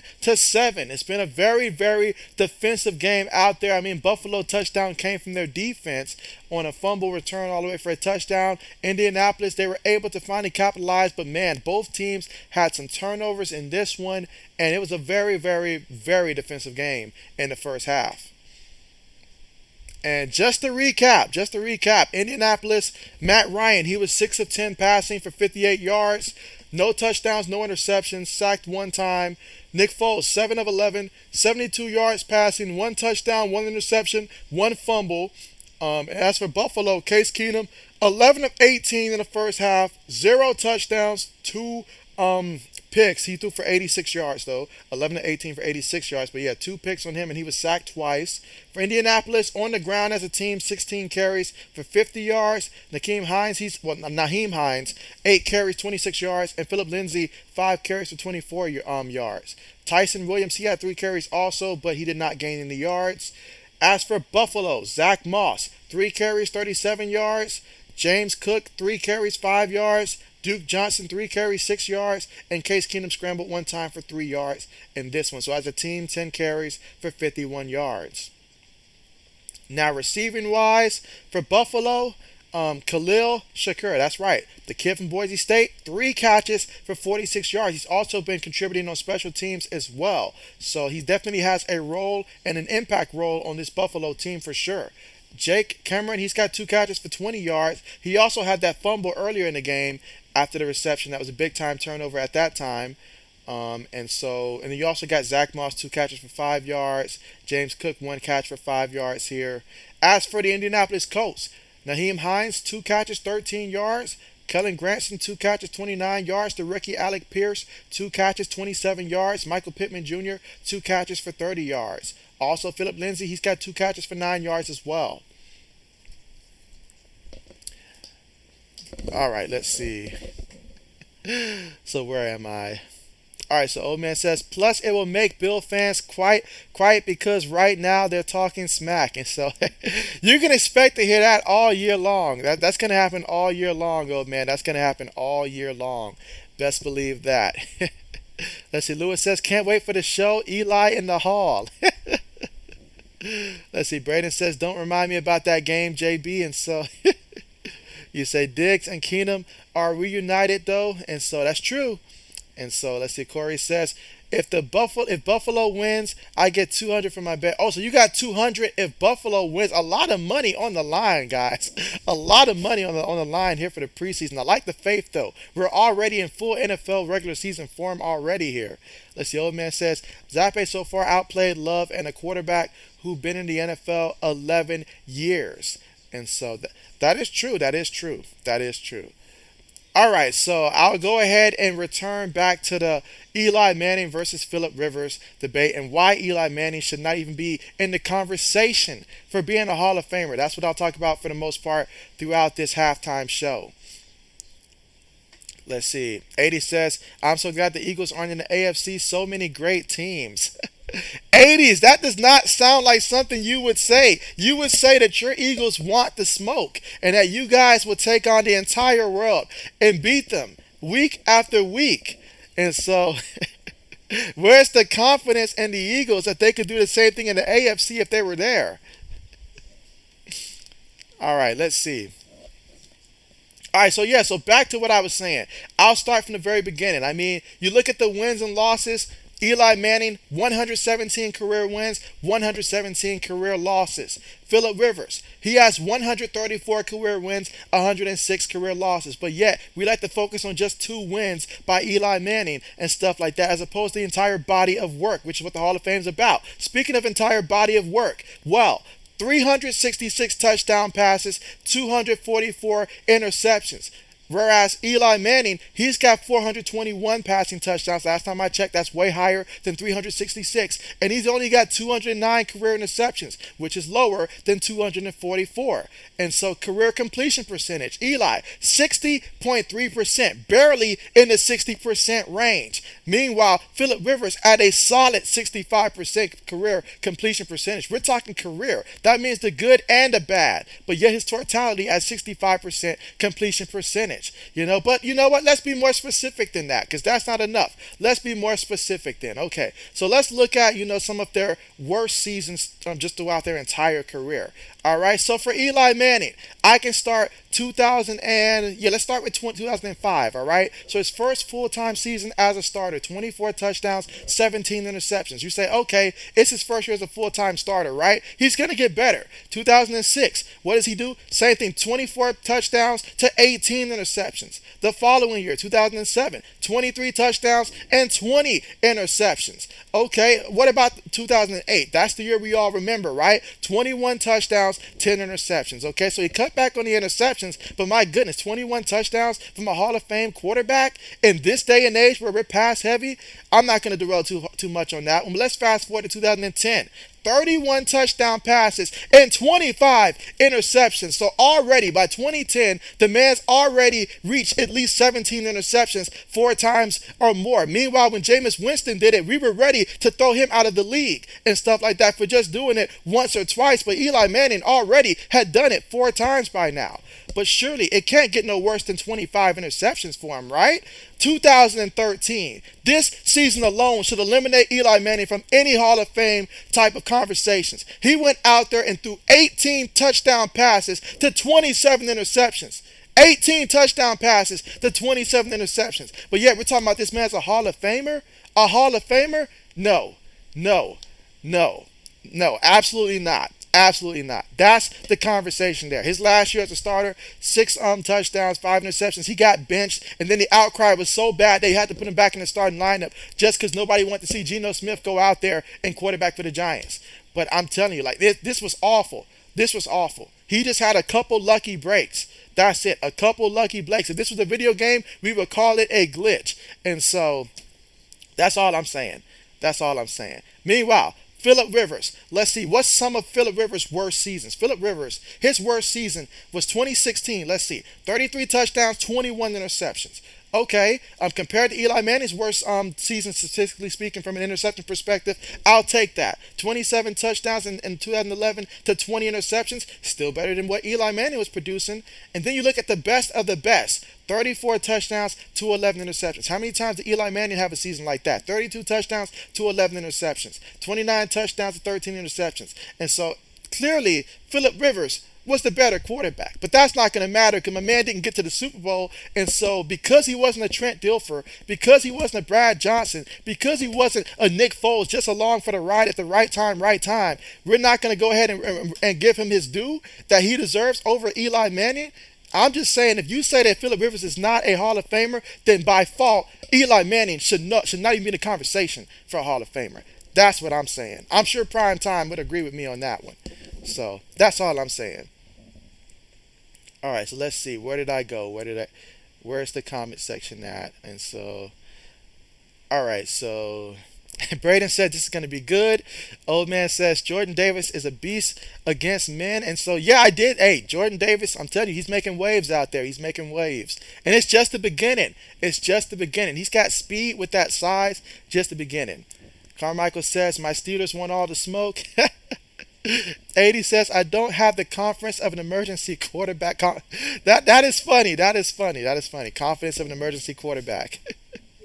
Let's see. Old man says, if it wasn't for the two luckiest catches, Eli wouldn't have no Super Bowls. I mean, it's not even that. It's not even just those two catches right there. That defense that they had down there for the Giants, I mean, they were getting hands on the ball. They were applying pressure against the offensive line. That defense was huge and stuff like that, you know. So that played a large role as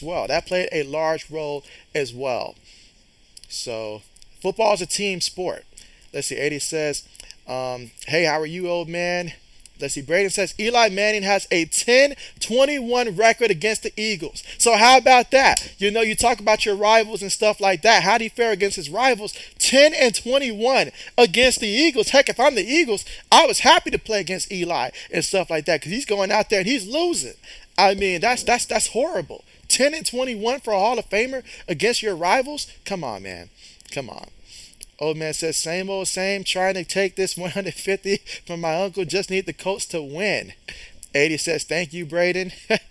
Braden says, he shouldn't be in the Hall of Fame. His touchdowns and interception stats are horrible. But you know what they're going to say? They're going to say, oh, well, he's a nice guy, you know? And let's see, he never got into any trouble off the field and stuff like that. So that sounds like a Hall of Famer because, you know, that's, I mean, it's not even that. Let's just say he didn't pout on the field and stuff like that. They'll probably say something like that. He didn't pout on the field and stuff like that. You know, all that stuff that they like to use to justify their selections. Basically, they're giving out nice guy awards as if they're Hall of Fame credentials, and that is where we have the issue with the Hall of Fame. You're giving out nice guy awards, longevity awards, and stuff like that. You take any quarterback and you let him play for as long as Eli Manning played, you give him 15 plus seasons, and then most of them statistically might end up with stats somewhat similar to that. So that's all I'm saying. That's all I'm saying. And so let's see, Daniel says, you're going to play the new Madden? And so I am at some point going to play the new Madden. I definitely am going to play the new Madden for sure and stuff like that. And so I'll even have a couple streams of the new Madden. And so I was going to go ahead and start streaming some Madden plays and stuff like that. But I'm going to wait for the new one to come out. And then I'll start sprinkling in some of those from time to time as well. So most definitely. I've done that just a few times in the past, but that's something that I will continue to expand upon. Let's see. Old man says, get him, JB, get him. Appreciate that. Lewis says, without the lucky helmet game, David Tyree catch Eli doesn't win that second title. And so, yep, him. And then you got, let's not forget the receiver that shot himself in the foot and all like that, Plaxico Burress and stuff like that. I mean, so many lucky things, man. But I'm not even going to go back into that. Not even going to go back into that. Let's see. 80 says, Madden covers Eli 1 Rivers. Zero. And so let's see. Braden says the Chargers had the best defense and offense in 2010 and missed the playoffs because of their special teams. And so, I mean, there was many times, honestly, like I think back to, I'm not sure if it was Drew. No, it was the year I think after Drew Brees. I think they went like 14-2, if I'm not mistaken. And basically, they had LaDainian Tomlinson back then. I feel like that team right there was probably their best chance to get to the Super Bowl, but they happened to run into a Patriot team that was still mid dynasty and stuff like that at that point. And so it was just an unlucky break for the Chargers at that time. Let's see. 80 says Bill Belichick would never win a nice guy award. LOL. You know what, 80s? I'll give you that. I'll give you that. Bill Belichick would never win a nice guy award. I will give you that. I will give you that. That is for sure. But yeah, that is how I feel about that whole scenario there. I feel like Phillip Rivers was a gamer. You know, he was a good quarterback and he was someone that rallied his team. His teammates rallied behind him and stuff like that. You know, Eli had moments, but heck, I mean, I feel like Joe Flacco, you know, he had a moment that one time the Ravens won the Super Bowl and stuff like that. Some quarterbacks, they just, you know, once you get into the playoffs, I don't know, it feels like luck just goes in their way sometimes. So I'll just say that. Old man says, if Eli a Hall of Famer, then what does that make Jimmy G? So he said, my man Jimmy G. Jimmy, aka Mr. Glass, would be in the conversation if we put Eli in there. That's all that Prime Time was saying. You know, basically, when it comes to the Hall of Fame, you know, like we really just letting everybody in there for longevity and nice guy awards at this point. You know, so I feel him on that one. I do.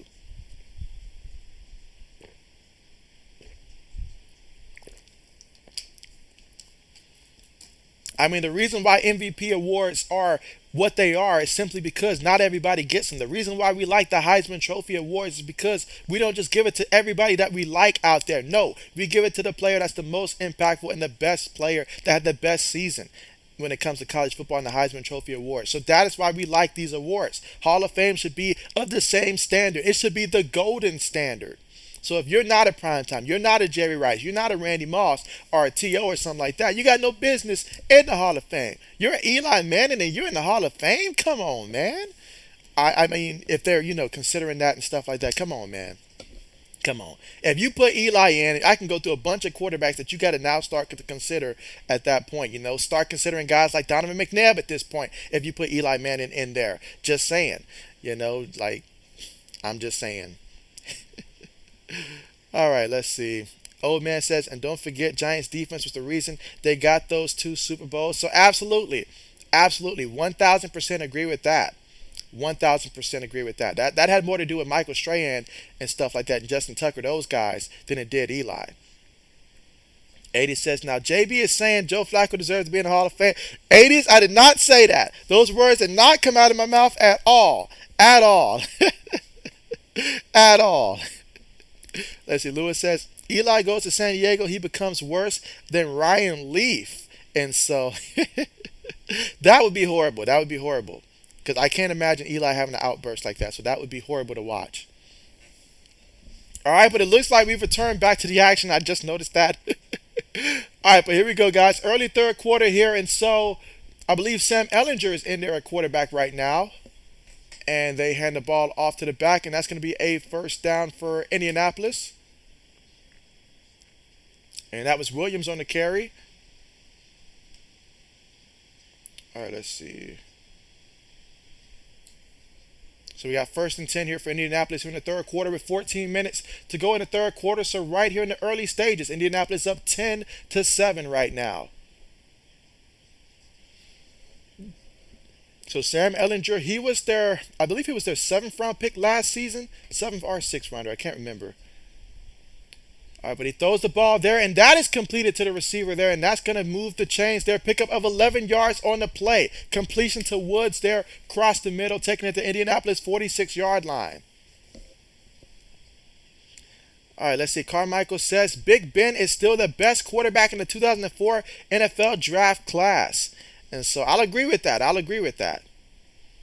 Let's see. Old man says, if Eli gets in and Edelman doesn't, the Hall of Fame is a joke. Sam Ellinger takes a snap up under center here. Going to hand it to the back off the right side. There is a penalty, however. There is a penalty. All right, let's see. Old man says that he's taking Flacco or Fluco over Eli. That's interesting right there. That's interesting on that one.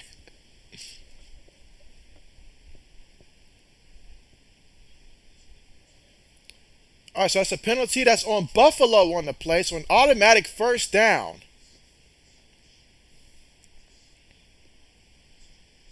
All right, let's see. 80 says Randall Cunningham deserved to be in the hall over Eli. Randall changed the game, and so I like that. I like that. I do like that a lot. I do like that a lot. I agree with that. All right, so play fake there. Ellinger makes the defender miss, steps up, still running, and he's going to take off and run. We know that Ellinger has that mobility to him. Goes out of bounds after picking up about 3 yards on the scramble. Let's see. Daniel says, "What are your predictions for Tua?"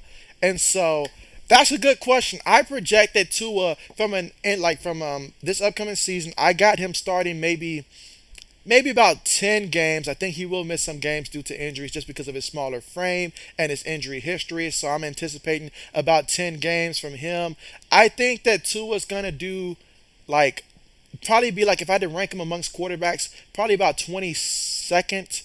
I think about 22nd in the NFL in terms of like quarterbacks, and just enough to keep his job next year because Miami lost their first round pick for next year. They're not going to be able to get one of the more marquee young guys in next year's draft and will be forced to stick with him for another year, kind of like the Giants are doing with Daniel Jones for one more year. I don't think Tua's going to light it up by any means. So that's my prediction for Tua this upcoming season. So I'm staying away from him in fantasy football. All right, here we go, guys. 3rd and 3 coming up. Again, third quarter with 11 minutes and 40 seconds to go. Out of the shotgun right now, we got 3 receivers, 1 tight end, 1 running back. Takes a snap, defense, sending 4 guys, throws it, and it is caught there, and that's going to be a first down. Going to be a first down pickup of 4 yards. They needed 3, and they got 4, so fresh new set of downs here. So Sam Ellinger keeping the drive alive for Indianapolis. And depending on who you got your money on, that's good news or not.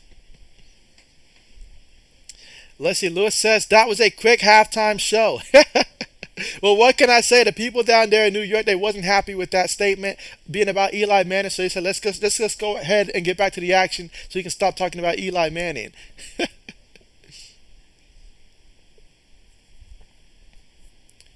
All right, so here we go. We got Ellinger up under center here. 2 receivers, 2 tight ends, 1 back in the backfield. Ellinger makes 1 guy miss but goes down, so the Buffalo defense gets him. That's going to be a loss of about 2 yards on the play.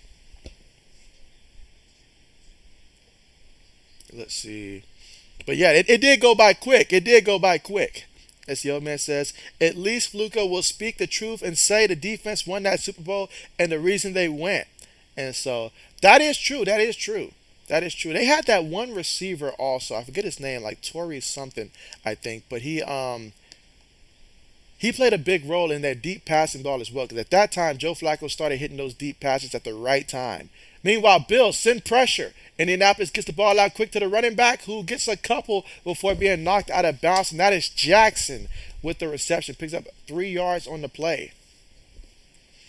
That's the old man says, JB, don't forget Dolphins had 2 first-round picks before they got 1 taken away. And so, yeah, they did have 2 first-round picks, but I don't think Miami's going to do bad to where, like they'll be picking in the top 5 or anything like that. So they would need, I feel like, to package both of those first-round picks in order to move up and get either C.J. Stroud or Bryce Young next year. But not if they don't have 2 first-round picks for next year. It's going to be a lot more difficult to move up and acquire that spot. So that's why I think Tua will keep his job beyond this season. Meanwhile, Ellinger feels the pressure, and man, look at him. He is just, what a sack. What a sack that was, and that play was over before it really began. Defense came through, flying through on the play.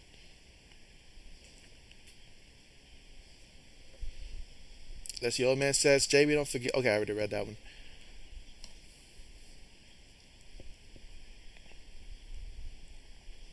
All right, so there is a penalty.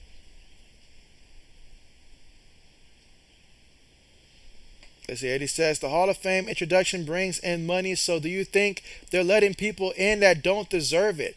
I feel like, I honestly feel like that's a very valid case right there to make right there, 80s. It's all about the money when it's all said and done.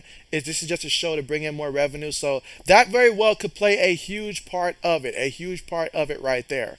So I agree with that. I agree with that. I agree with that. That is a very good case right there, 80s. A very good case as to why it currently is what it is right now for the Hall of Fame and the way they do things. Because you know how the NFL is. We can make more money. It's gonna happen. All right, here we go, guys. Colts are gonna go 5 wide here. 5 wide. We are 1st and 10 here. Takes a snap. Ellinger throws it, and it is caught. But he hit the ground and they tapped him. So that was Jackson with the reception. Picks up 3 yards on the play. Now we're looking at 2nd and 7 from the Buffalo 19-yard line. So far in this drive, we got 9 plays, 56 yards for about 5 minutes and 53 seconds. Return time of possession off the clock so far in this one. Again, still here in the third quarter. So a pretty nice drive here for Indianapolis. But it doesn't mean anything if you don't come away with points. Let's see, old man says, people saying if Brady doesn't retire for good, he's going to the Dolphins. Let's see. There's going to be a penalty there, and that's going to back them up. And so I honestly feel like, old man, at this point, I really feel like Tom is towards the end right now. I really feel like, especially if he does get a Super Bowl, I think he right now wants to walk away in the sunset there. You lost your boy Rob Gronkowski and stuff like that. And I mean, he came back, yeah, but if he sounds like he came back because he knew he couldn't wait any longer if he was going to keep, if Tampa Bay was going to keep some of the players that they had, he needed to give them an answer whether or not he was coming back. And so he came back, and I think this will be his last year. I really feel like this will be his last year coming back. But if that's not the case, that would be the only scenario that I see where Tua doesn't start, is if he decides he wants to still go to Miami. But Ellinger throws it. Ball was tipped, and that is going to be an incompletion. That time they brought the pressure, got back there, and Buffalo playing with great ball awareness, being aware of where the ball is, getting a hand up, and tipping it. Let's see, old man says, I think he's done. He's having more family problems. And so, yeah, I really do feel like this is like the end of the end for Tom Brady. So all I can say is everybody enjoy what you see this season from Brady, because I feel like this is going to finally be the real last season here. Just someone who's watched Tom Brady for most of his career, especially with the Patriots and stuff like that, I just feel like he's at that point now where he's really just ready. Especially not to mention when he retires, he's got a nice deal lined up for him to make some money, so it only makes sense. All right, meanwhile, Ellinger with the completion here and another first down for Indianapolis. This time pickup of 13 yards, taking it all the way to the Bills' 11-yard line. What a drive this is. I mean, 11 plays, 64 yards for over 7 minutes in terms of time of possession off the clock. I mean, this is how you draw it up. Like, this is ideally how you would like to see each and every drive go. You go down there, 10-plus plays, take off more than 5 minutes in terms of time of possession each drive. The defense gets tired. I know this is a preseason game, but still, that's exactly how you want to draw it up. Ellinger takes a snap out of the shotgun. He's looking. Steps up. He can run now. He throws it, and it is caught in the end zone for a touchdown for Indianapolis. How about that? And so if there's one difference I'm seeing right now between Sam Ellinger last year and this year, the old Sam would have just taken off and run. But this Sam, he wants to wait and give his receiver as much time as possible. He's using his mobility to extend plays rather than just trying to make plays on the ground. That is definitely growth that I'm seeing from when we watched him last year in the preseason and a few times we saw him throughout the regular season. So I will say that about what it's looking like right now for him. But tremendous drive for Indianapolis here. Extra point is up, and he missed the extra point. No good. So Blankenship misses the extra point here for Indianapolis. And he is their starting kicker.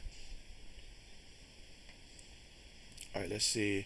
Braden says, just saw that there's 2 O-linemen on the Colts that have the last name French and Fries. Got to put them next to each other on the offensive line. Got to do it. I feel like that's a must-have. Got to have them next to each other on the offensive line. Old man says, let's go. I can feel that 150 going into my pocket. And so, old man feels really good right now with where he's at. But let's see when we come back. Will Buffalo stick with Case Keenum here? Or will they have another quarterback come in here for the Bills? But they trail right now 16-7. Again, Indianapolis missed the extra point on that play. But man, what a drive that was. Sam Ellinger on that drive, 6 of 7 passing for 45 yards, and he capped it off with a touchdown pass.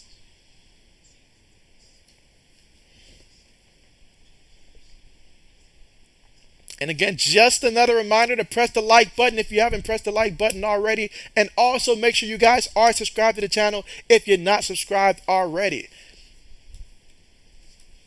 As for the next stream, I am going to be streaming again tomorrow for the only game that we have coming on tomorrow. I believe that to be the Vikings and Raiders tomorrow on Sunday. So I think that's the only NFL preseason game that we have coming on tomorrow. And it should be a good one. We saw the Raiders for the Hall of Fame game. They looked very good. We'll get to take our first look at the Minnesota Vikings, however, tomorrow. So that will be exciting to watch as well.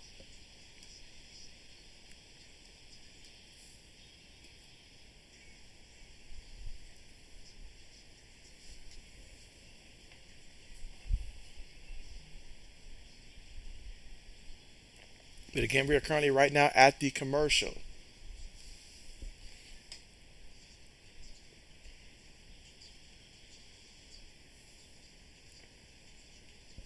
But while we're at the commercial, let me know, guys, how do you feel about all the USFL players that we've seen that have gotten opportunities with teams? And was there a particular player from the USFL that caught your attention and that you noticed that he got picked up by a team and you're excited for him? You think he's got a good chance to stay on the team and really contribute this upcoming season? So if you got anybody in mind, let me know here in the chat section for sure. Meanwhile, getting ready for the kickoff here.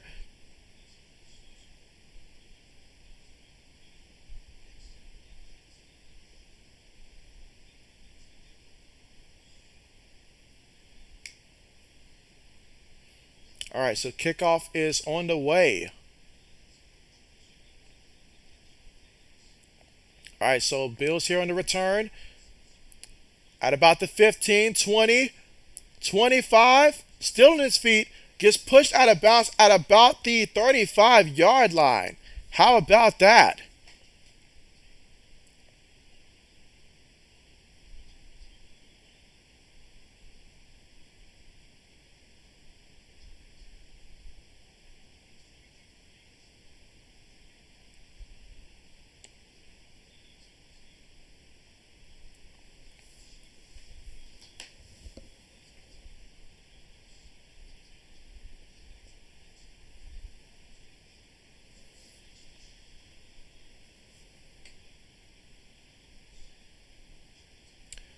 All right, let's see.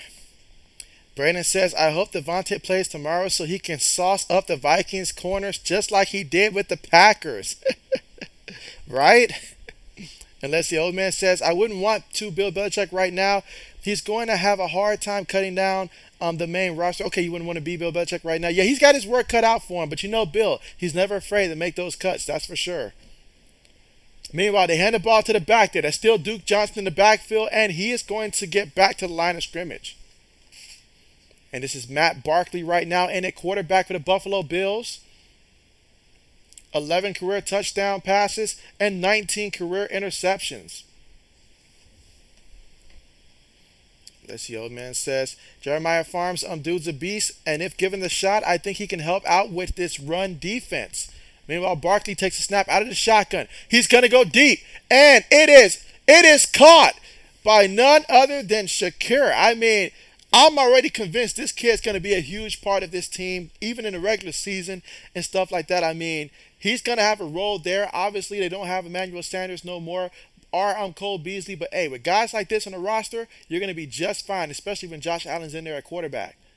Barkley throws again, and it is caught again by Shakir, this time for 21 yards. Is it possible to be in the zone already?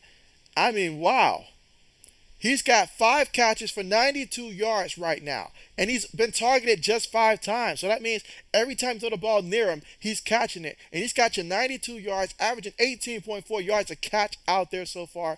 And so my man out there, he's showing that he's trying to prove he should have been higher than a 5th-round draft pick. I agree with him. There's just a lot of receivers out there, but hey, he's a great one. They hand the ball to the back.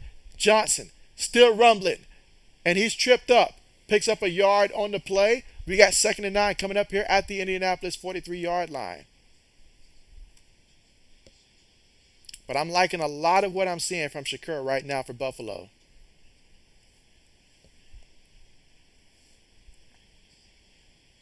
Let's see. Braden says the Packers signed a couple USFL guys. I don't know if they're going to make the roster. Let's see. Braden says, I think Channing Stribling can make the Commanders roster. And Lewis says, oh no. Lewis has too much ball movement right now. And so Barkley throws it quickly to avoid the pressure, gets it to the receiver who goes down while catching it. And that's going to be a pickup of about 7 yards by Hoggins there.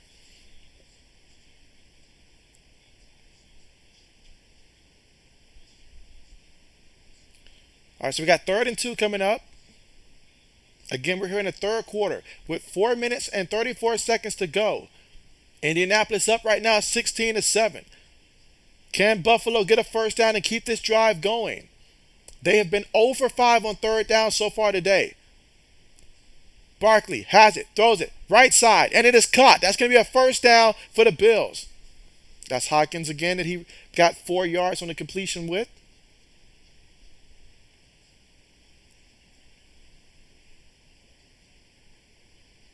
I feel like this 3rd quarter is going by extremely fast.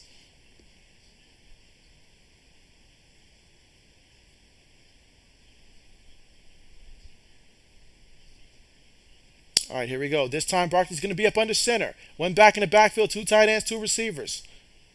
Barkley takes his handoff there.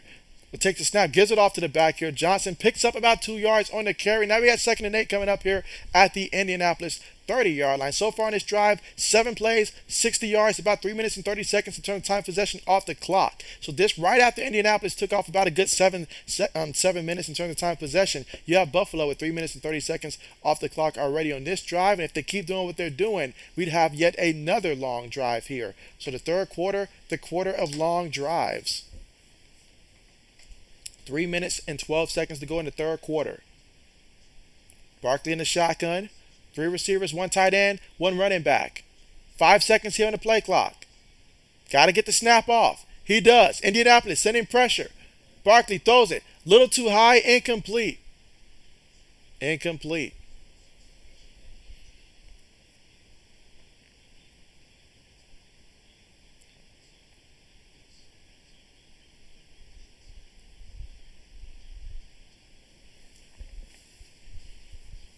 And again, Indianapolis up 16-7. We're in the 3rd quarter with 2 minutes and 59 seconds to go, facing a 3rd and 8 right now at the Indianapolis 30-yard line. All right, this time we're going to have 2 backs here. Shotgun formation, 3 receivers on the play. Colts sending pressure.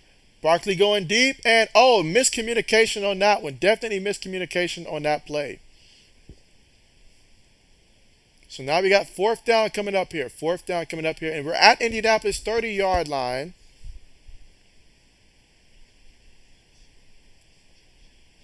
All right, so we're going to get to see the field goal unit come out here.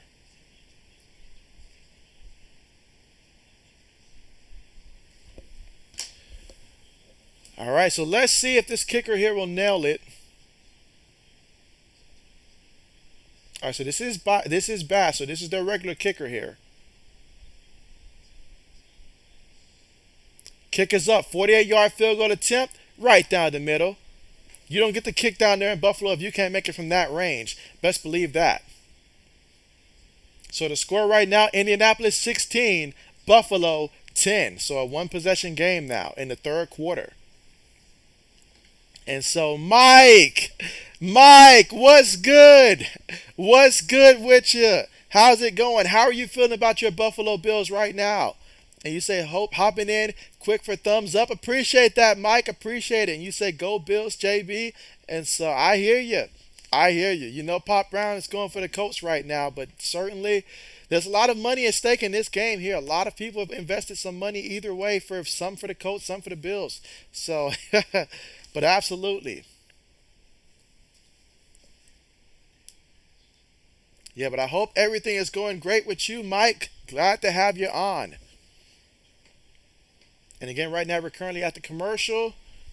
But yeah, just to recap so far in this one, Indianapolis so far in this one, you've got Matt Ryan, 6 of 10 passing, 58 yards through the air, no touchdowns, no interceptions. Nick Foles, 7 of 11, 72 yards through the air, 1 touchdown, 1 interception, and also a fumble.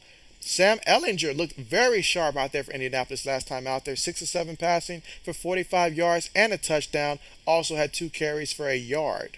Meanwhile, for Buffalo, Case Keenum got all the first half snaps actually, 11 to 18 for 86 yards, 0 touchdowns and 2 interceptions.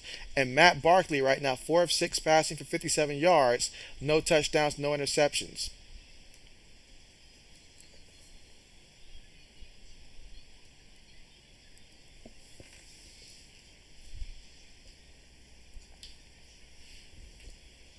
And again, we're still in the third quarter with 2 minutes and 49 seconds to go.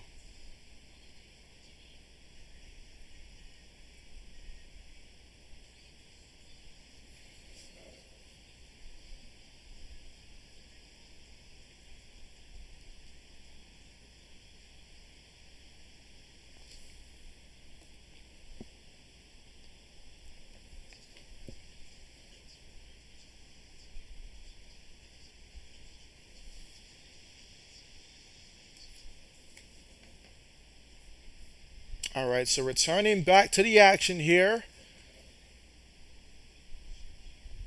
Again, that was 10 plays, 60 yards for about 4 minutes and 28 seconds during time of possession, and capped off with a Tyler Bass 48-yard field goal converted to now make this a 16-10 ball game, separated by 6 points right now.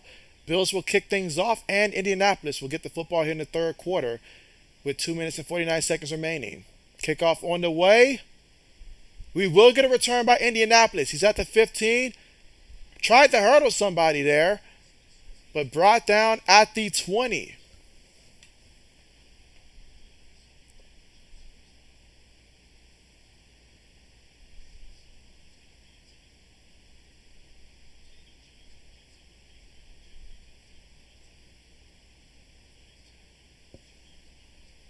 All right, so let's see what Indianapolis will do here with the football from their own 19-yard line. 1st and 10. As the old man says, Colts milk that clock and at least get a field goal. All right, let's see. Sam Ellinger in there again in the shotgun. 3 receivers, 1 tight end, 1 back. And he's going to fake it to the back. Keeps it himself. We know that he's capable of doing that. Look at that. Gets the first down using his legs here. Picks up 15 yards here. And that's just a dimension that you have in there with him at quarterback. Again, he was a rookie last year, like 7th round pick last year out of the University of Texas. In his 2nd year in the league now.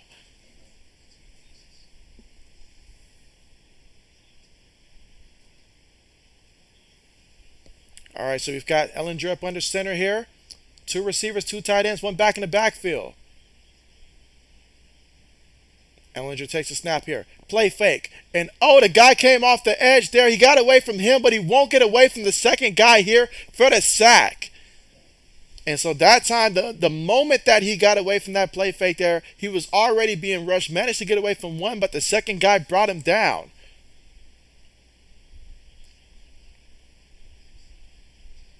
And so what a sack there. And Smith will be credited with the sack.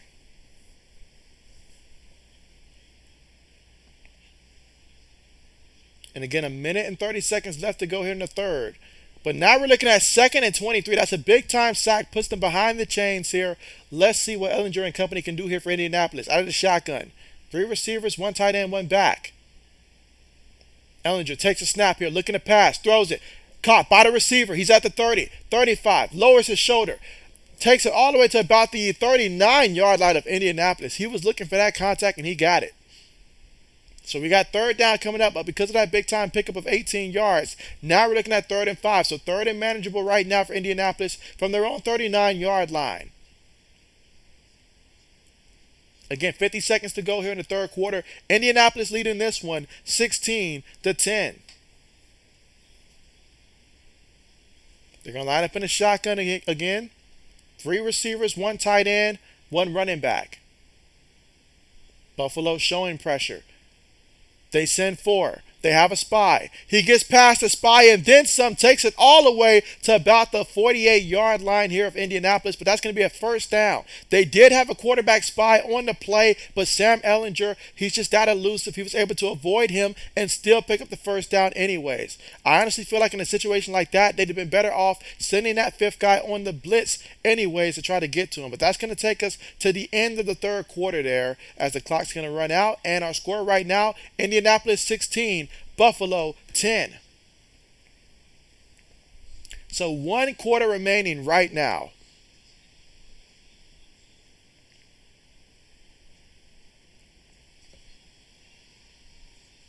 And so, let's see, Lewis says, gotta run, JB, forgot I had to be somewhere.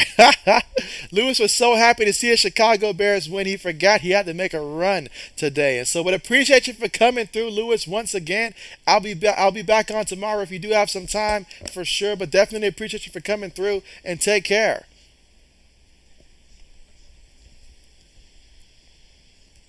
But again, we're currently at the commercial right now. But again, tomorrow's game will be the Vikings versus the Raiders. That will be the game that we will be streaming here. So make sure you guys are subscribed and have your notification bells turned on, and come out and join us again for that matchup.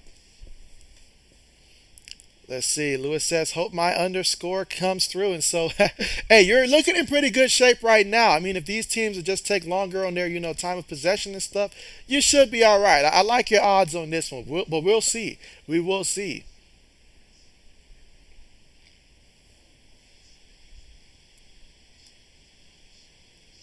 But yeah, I mean, I've seen a lot of impressive things here. But for Buffalo, I mean, Khalil Shakur, he has really caught my attention so far in this one. A 5th-round pick from Boise State.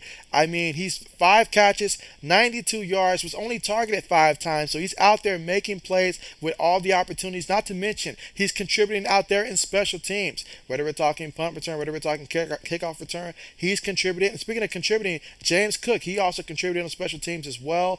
And, you already know that the role they're going to have for him is going to be that 3rd down, that pass catcher back type of role. And he still, looks very good when he runs the ball. I know he's just got 3 carries of 5 yards, but I mean, when he was getting those carries, they were already like near the goal line. But hey, he's going to look very good as well. They have big plans for him this upcoming season. So there's going to be some real rookies for Buffalo that's going to come in and contribute. Buffalo had a very, very good draft class in terms of getting guys to come in that's going to contribute and add value from day one. Obviously, their 1st-round pick, Jason Elam, he did have to leave the game earlier. He's a little banged up earlier, but when he was out there, he looked pretty sharp as well. So, good draft class by Buffalo. I got to say that, hands down, good draft class by them.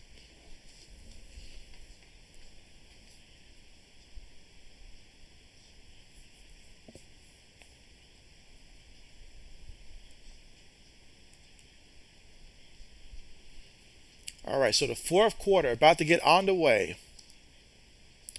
All right, here we go. Ellinger under center here. Trips towards the bottom of the formation here. 1 receiver towards the top. Takes a snap. Tosses it to the back here. In the back, that's Williams. Off the left side, he gets back to the line of scrimmage there. Nothing there. That's actually Jackson, my bad, on the carry. So that's Jackson on the carry. And he gets back to the line of scrimmage there. And we're going to have 2nd and 10 coming up here from the Indianapolis 47-yard line. That time, tried to get to the outside there. Buffalo wasn't having it. They've done a tremendous job of flying to the ball all game long.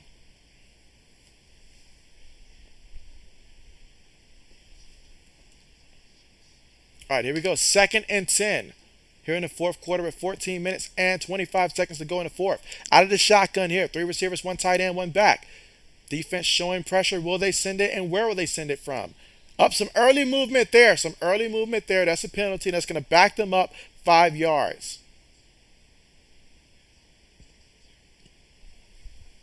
As the old man says, JB, you might have to do a review of the Patriots draft after preseason. You know what? That's not a bad idea. That's not a bad idea at all, because I know that we do have that dead week in between the final preseason game and then the start of the regular season. So that's not a bad idea at all.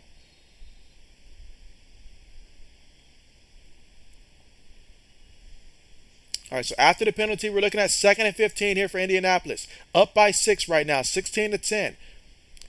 Ellinger takes the snap, throws it. It is caught by the receiver. And oh, what a nice tackle that was there. Nice tackle there. Picked up about 8 yards on the play, though. So that's a good pickup for Indianapolis. Third down coming up, 3rd and 7. So third and manageable.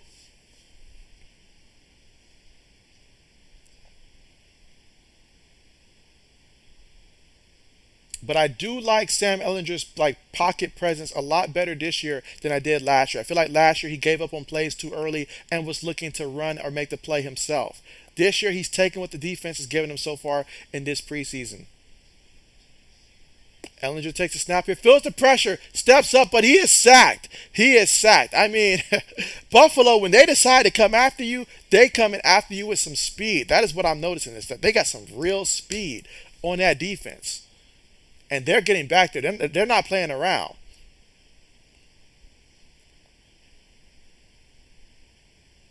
And that time, though, he came in. I mean, nobody even got a hand on him, honestly.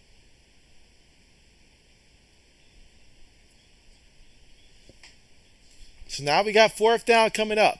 Here in the 4th quarter with 13 minutes remaining. They're going to punt the ball to the Bills, who trail right now 16-10. All right, punts on the way. Let's see if we get a return. Fair catch symboled and caught at the 15-yard line, and that is where Buffalo's going to take over at the 15-yard line.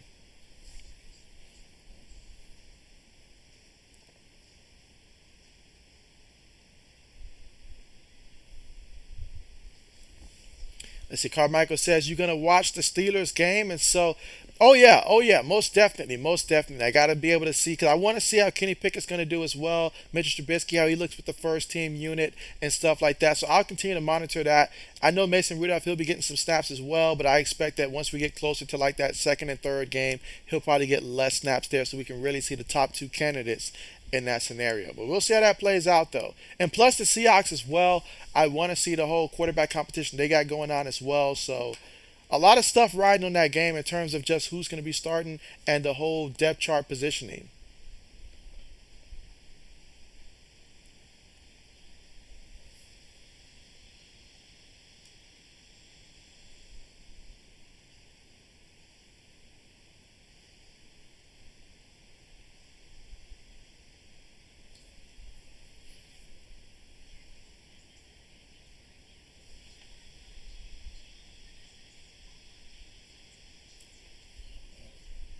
But again, we are here right now in the 4th quarter of this one.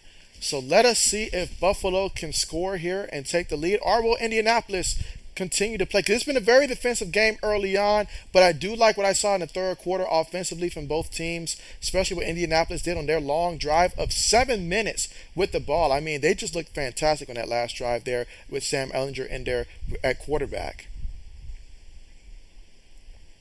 As the old man says, Baker outplayed Watson so far, and so yeah, I did notice that. I did notice that. I don't know what's going on down there in Cleveland. Their center looks like they already lost him for the year. I mean, got hurt in the 2nd play of the game. How unfortunate is that for them? You got Kareem Hunt, he wants out of there. So I feel like all the headlines right now coming out of Cleveland is nothing but bad news, and that's we're too close to the season for bad news to be striking like that. So it's not looking good right now, I feel like, for Cleveland.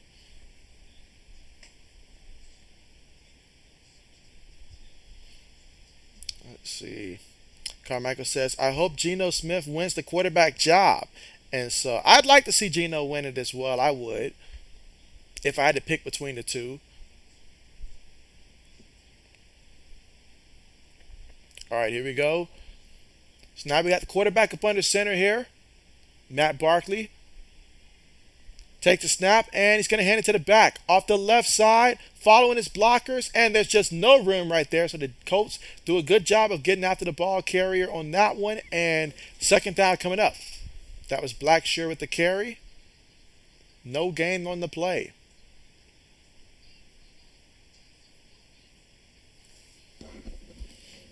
Let's see. Carmichael says, JB, I have been here since the 1st quarter. And so 1st quarter, nice, nice. Nice. Let's see. 80 says, JB loves Geno. I mean, Geno Smith did help my fantasy football team one time, because Russell Wilson sure as heck wasn't helping us. Was not helping us. Meanwhile, there is a penalty, so it's going to be a false start. Going to move him back 5 yards now. I tell you what, though, one of the most surprising signings was when I saw Von Miller choose to leave the Rams and overlook the Cowboys and go to the Buffalo Bills. I would not have guessed before the season that Buffalo would have been the team to get Von Miller. But, I mean, it makes a lot of sense, but it was just one of those surprising type of signings for me that I was really surprised about. All right, but here we go, guys. Shotgun formation here. Barkley feels the pressure. Throws it. And picked off. It is picked off. So how about that? Picked off.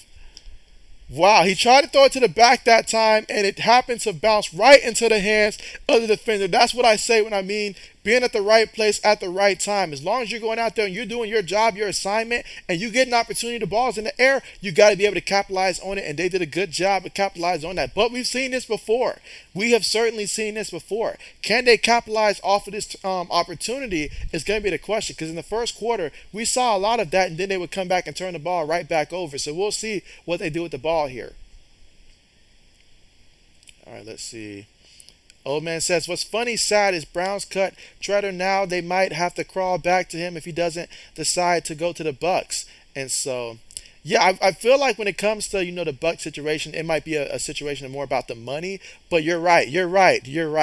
I certainly would be asking for more money in that case, too. Let's see, Carmichael says OBJ to the Bills. And so the Browns remind me of younger me on Madden. I'll sign someone, then eventually decide I don't want him. And then you end up with all this like dead cap space and stuff like that. And so, yeah, that's what it seems like they're doing this offseason. Let's see, Carmichael says OBJ to the Bills. So Carmichael's still holding out faith. OBJ to the Bills. Old man says, thank you, Colts. So old man's loving it. Old man is loving it. And so we are currently at the commercial there after the interception there. Again, Barkley tried to throw it to Blackshear out the backfield there, and it was picked off, though. Linebacker did a tremendous job. That's one thing about these Colts, though. They have a team full of defensive guys that I feel like they have great hands. They're very optimistic out there, and they will go and create turnovers. That's one thing that defense will do, generate turnovers.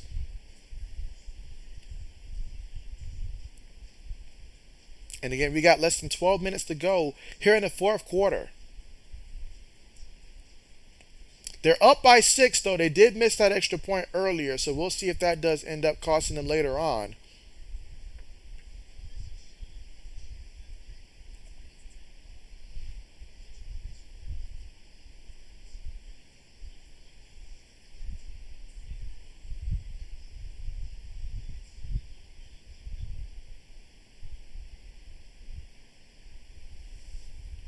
And again, still waiting to return back to the action here, but it's going to be 1st and 10 from the 17-yard line for Indianapolis with Sam Ehlinger in there.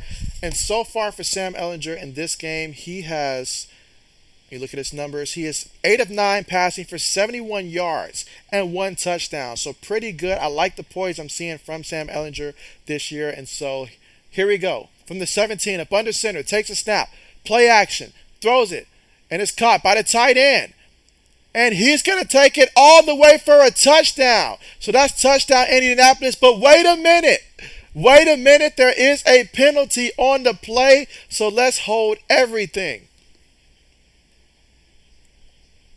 Sam Ehlinger, he's looking at the officials. He's calling everybody back here. It's not a good sign. It's probably against Indianapolis, it's looking like. So just wipe that away. Offensive pass interference. Moving back 10 yards, and now we're looking at 1st and 20. That's a big difference. Take the points off the board, move them back, and now we're looking at 1st and long.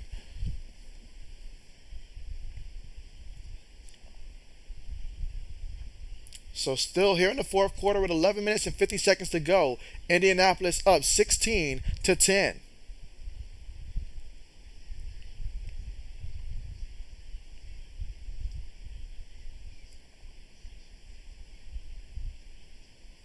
I like the play call, just don't like the execution of getting that penalty, but that was a great play call. Great play call. All right, so now we're looking at 1st and 20 right now from the Buffalo 27-yard line. Again, both teams, they still have all 3 timeouts right now. Let's see, 1st and 20. Shotgun formation here. 4 receivers, 1 running back. Old man says time to put chew clock on and milk that clock. They had the ball to the back and the back up the middle, moving that feet there, picked up 10 yards on the carry there. That's Price with the carry. Devontae Price.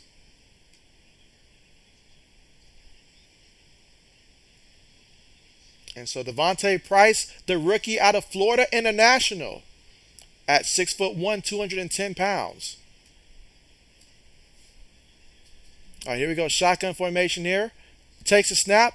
Buffalo sending pressure. They throw it quickly. And that's going to be Price with the reception. And he goes out of bounds after picking up 5 yards on the completion. So great job by Ellinger just feeling that pass rush coming towards him there and getting the ball out quickly for a positive gain. But here we go. 3rd and 5 right now from the Buffalo 12-yard line. 11 minutes to go here in the game.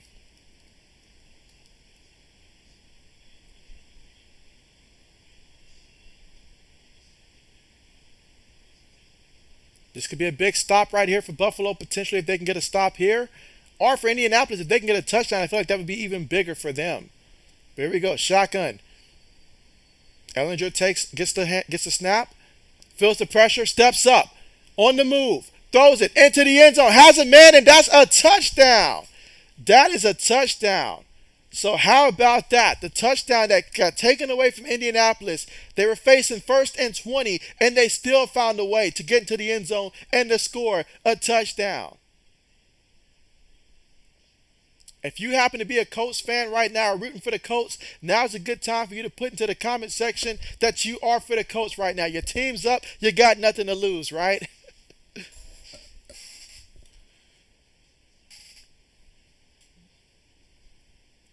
If you still believe in Buffalo, let me know that as well.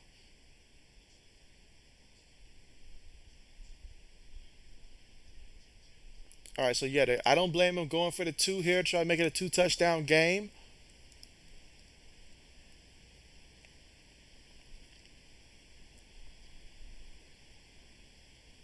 All right, let's see what they call here on the 2-point conversion attempt. Let's see, old man says, now my uncle is saying refs are screwing the Bills, but when I said it about the Patriots, he said stop crying. Give him a dose of his own medicine, old man. But here we go, out of the shotgun, takes a snap. Gonna hand it to Price, and Price, he gets into there for the 2-point conversion, and Indianapolis is now up by 2 touchdowns, 24-10. Here in the 4th quarter with 10 minutes and 30 seconds to go, the rookie out of Florida International capping that one off for the 2-point play.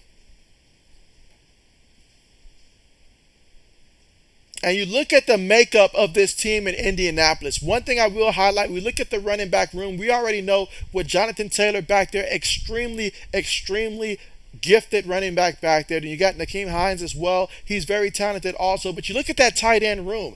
I feel like that tight end room, that entire depth chart there, they have a bunch of guys, former basketball players, guys that can really go up there, that's athletic, that can make plays like that in the end zone regardless. You just input the tight end that you want, and that's what you get. And in the goal line, and that's a really big advantage for Indianapolis, because then you have guys that can go out there and provide additional run blocking, or either off that, like play fake and stuff like that, get wide open and win those jump ball scenarios, because they have those extra bits of heights too, and not to mention Michael Pittman Jr. out there as well. So I mean, the makeup of this team, it's going to be fun to watch. We just got to see, how Matt Ryan looks in this offense and stuff like that, and just how much better does he make them throughout the passing game with their receivers. But, man, if you're Indianapolis, you got to feel excited about this upcoming season. Same with Buffalo. You already know it's just a preseason game. Josh Allen not playing, so we already know what Buffalo's going to bring to the table. But I'm just saying you got to feel good if you are with the Colts. Let's see. Old man says, you already know, JB, I'm about to be $150 richer. Old man says, all I can do is laugh. He's getting so mad right now. Yes. I mean, I'm surprised you were able to get that kind of a bet out of him, though.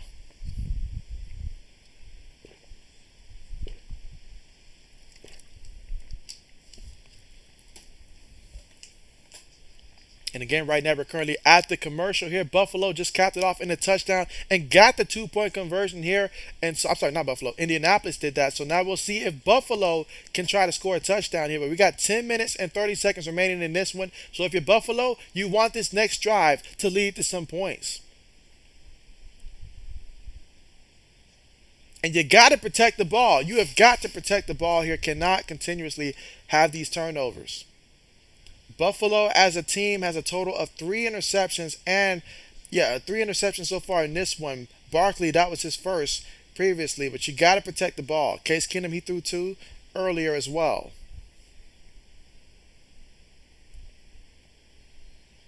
All right, but kickoff about to be on the way. Let's see if we can get a spark from the special teams. Kickoff on the way. Gets the ball at the 5. He's at the 15 now. 20 brought down at about the 23-yard line for Buffalo, and that is where they'll take over here with Matt Barkley and company offensively.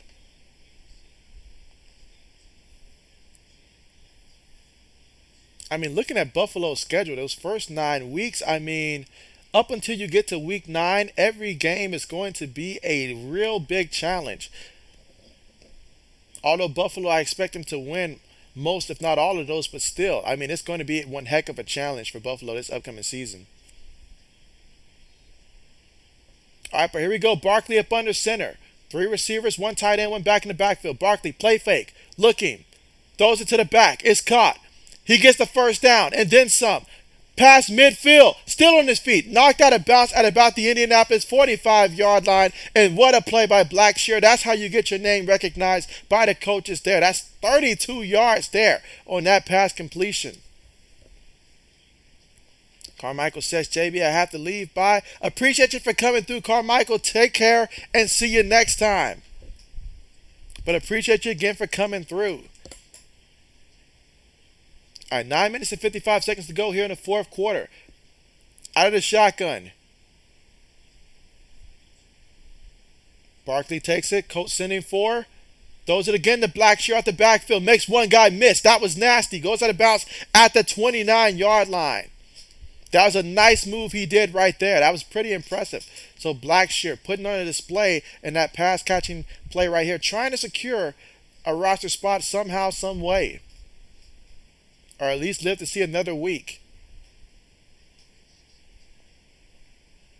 9 minutes and 25 seconds to go here in the fourth quarter. And if you're Buffalo, you're very concerned about the time. All right, again in the shotgun here. 3 receivers, 1 tight end, 1 back.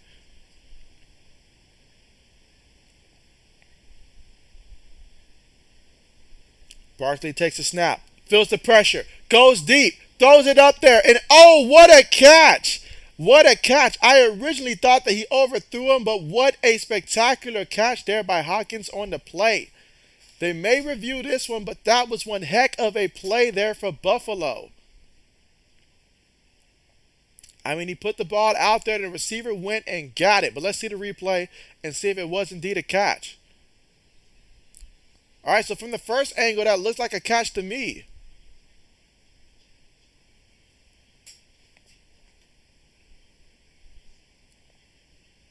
All right, but the play is under review.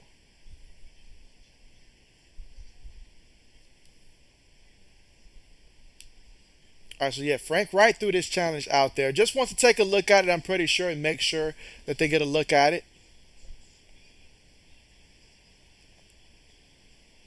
Again, Indianapolis up 24-10 right now over the Bills. Can the Bills storm back, though? That is the question. There's still certainly enough time for it.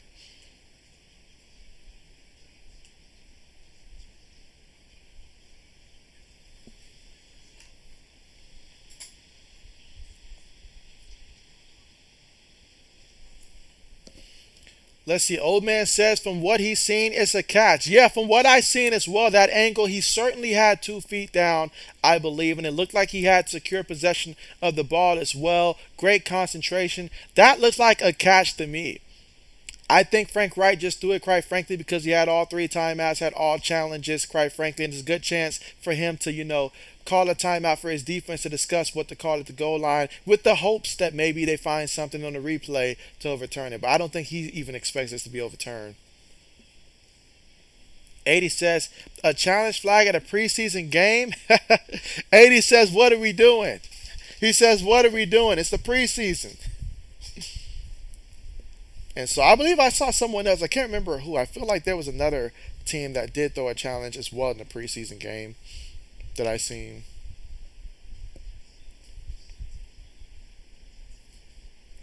But again, we're still right now currently at the commercial. But when we come back, they'll be looking at the play. But so far, if this play stands, it'll be 3 plays, 75 yards there if this play stands.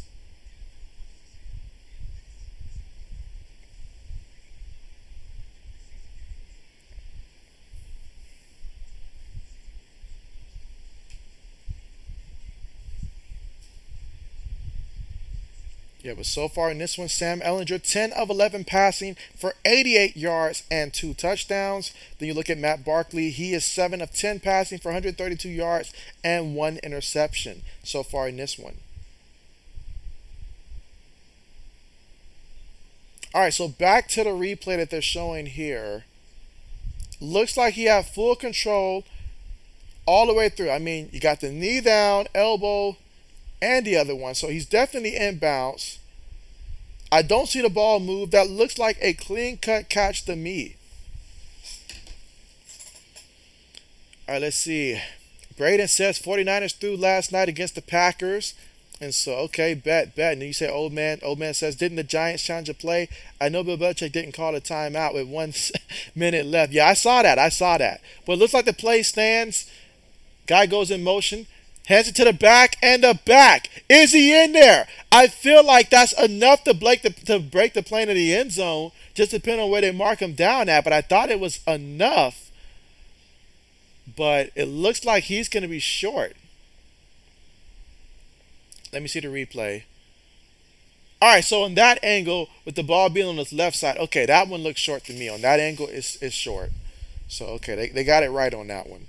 So we got 2nd and goal. All right, so we're still going to go with 3 receivers and 1 tight end, 1 running back. Receiver goes in motion. Barkley takes it, going to hit it to the back, and the back falls into the end zone, and that will be a touchdown for Buffalo. So Blackshear gets to cap it off in the end zone. He made a couple plays in this drive earlier through the passing game, and they let him finish it in the end zone for the touchdown. I know that touchdown is very big for him. Let's see. 80 says a challenge flag during preseason is like when AI said practice. I would have given the same speech. Just wouldn't have got the same reaction. Would not have gotten the same reaction.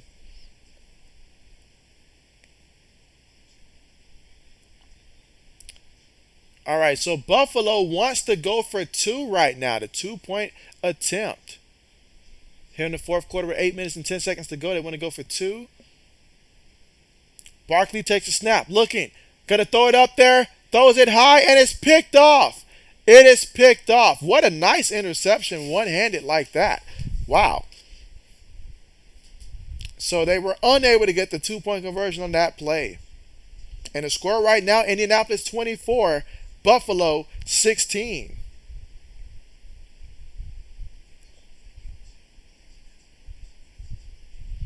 And there's still 8 minutes and 10 seconds left to go in the 4th. And so Indianapolis, they can take some time off here, but they got to score something here. They feel a lot better if they score something here on this drive to make it a 2-possession game again.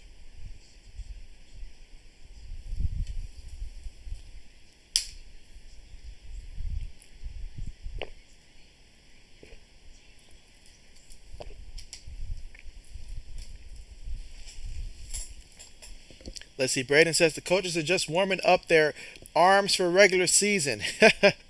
Isn't it? Just warming up, throwing out those challenge flags, all of that stuff.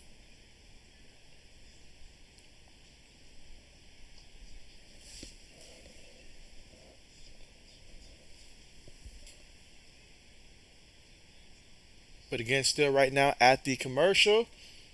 But the score right now, Indianapolis 24, Buffalo 16.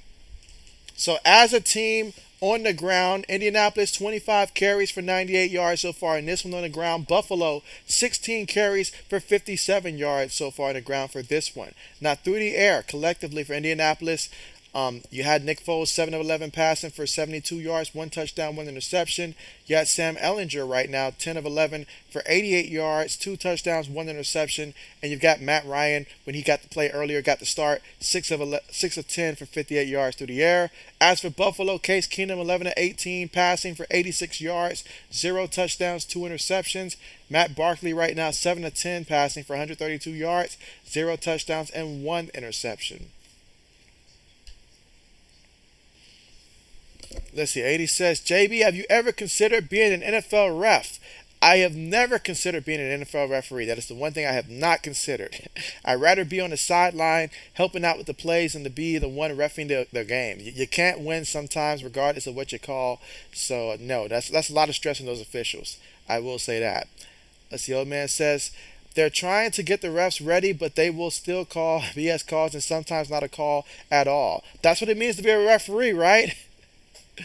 But yeah, Buffalo on that last drive, 5 plays, 77 yards for about 2 minutes and 20 seconds third time possession off the clock. All right, so Tyler Bass here for Buffalo getting ready for the kickoff, and we will see if we get a return.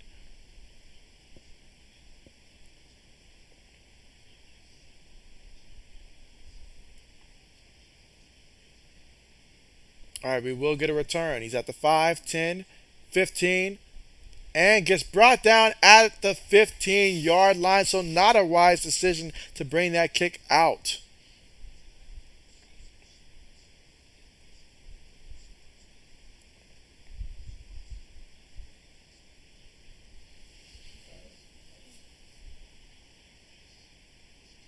Again, still 8 minutes and about 10 seconds to go here in the fourth quarter of this one. Indianapolis here with the lead, 24-16. Let's see. Ellinger takes the snap, going to hand it to the back, up the middle. And he's going to pick up about a good 3 yards on the play. That was Verdell with the carry. They've also got Jack Cohen in there at quarterback. Right now, the quarterback out of Notre Dame. Let's see. 80 says, do you think the ref who was introduced into the hall deserves it more than your boy Eli? And so I'm going to say yes. 80s. All right, meanwhile, just throws the ball away there. So, yeah, Cohen threw the ball away there. Jack Cohen. So now we're looking at 3rd and 7. 3rd and 7. Again, Jack Cohen, as I mentioned, the rookie from Notre Dame, 6'3", about 225 pounds. And so we will see how he finishes out for Indianapolis here.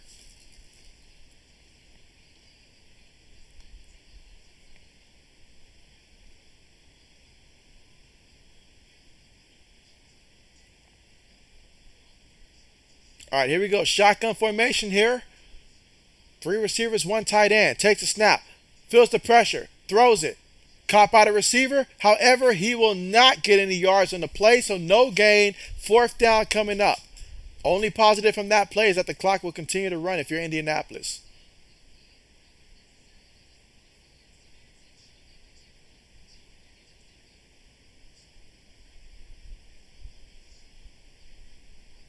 Less than 7 minutes left to go in the fourth quarter.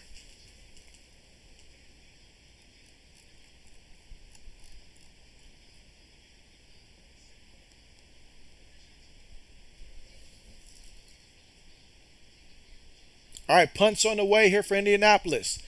Let's see what Buffalo does here on the return. Gets it at the 28, on his feet, cuts back at the 40, brought down at about the 42-yard line.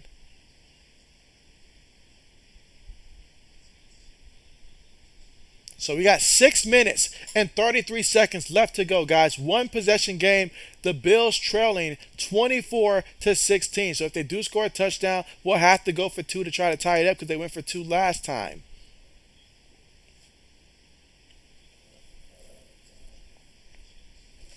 Again, taking over from their own 43-yard line here, so almost midfield. So great field position to work with for Buffalo. Can they put it all together right now? That will be the question. They scored last time out. Can they continue? Here we go. 1st and 10 from the shotgun. Take the snap. Indianapolis sending 4. Throws the pass. And it's going to be caught. Picked up about 2 yards on the play. So Barkley got a 2-yard completion out of that. And that was Paul Yu there with the reception for 2 yards.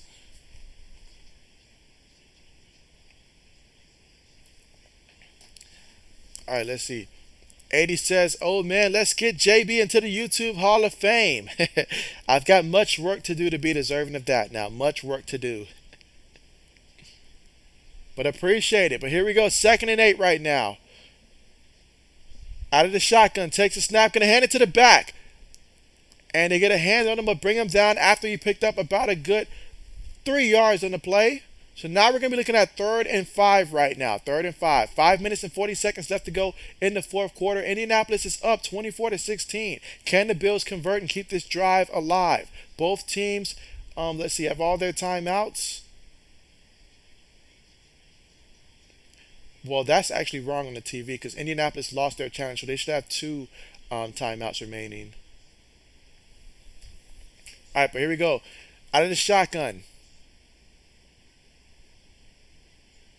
3 receivers, 1 tight end, 1 running back. 3 seconds here. Got to take the snap. They do.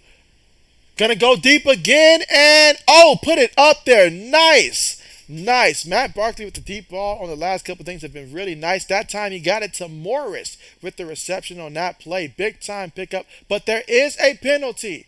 There is a penalty. Let's see what they call.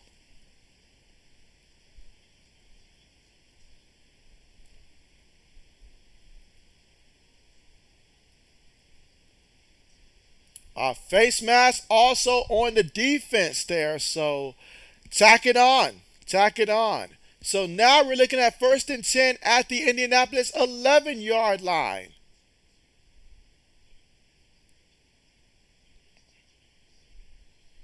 So not only did he get beat, but he had the audacity to grab the man by the face mask and bring him down as well to tack on extra yards here.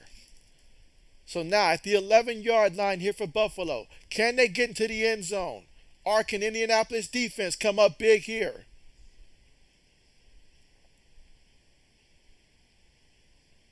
All right, here we go, guys. 3 receivers towards the top of the screen here. 1 at the bottom. Barkley takes a snap, looking, throws it to the back. The back gets the completion. That is Blackshear again. Picks up 6 yards on that one, and now we're looking at 2nd and 4 from the Indianapolis 5-yard line. So it's possible to still get the first down and be short of the end zone, but now everything is just a factor here. If you're Buffalo, you want to score here because obviously in the preseason, no overtime, I believe. So you definitely want to try to score and hopefully have time to try to score again here. But if you get a touchdown, got to go for 2. All right, here we go. 2nd and 4. 4 minutes and 30 seconds to go. Morris goes in motion here for the Bills. Barkley takes a snap, hands it to the back. Blackshear. He's going to be about a yard shy of getting the first, maybe about a yard and a half shy. 3rd down coming up. Let's see, old man says, that's right, 80s. We got to get JB into the YouTube Hall of Fame. I appreciate that. I'm pretty sure Prime would say this man isn't deserving yet.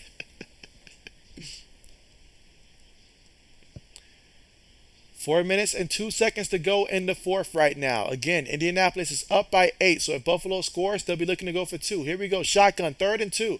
Barkley takes a snap. Going to hand the ball off. And he runs it into the end zone. That is a touchdown. And so that's Blackshear's 2nd score right there.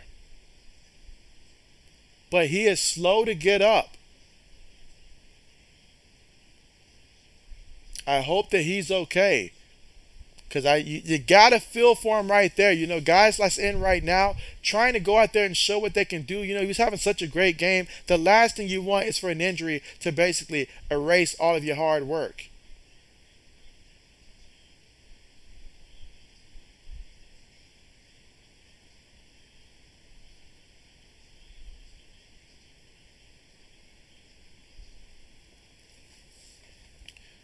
But yeah, hopefully he'll be okay, though. Hopefully he'll be okay. Let's see. Old man says, "Dang, Colts, why you letting me down?" Again, just 3 minutes and 51 seconds remaining.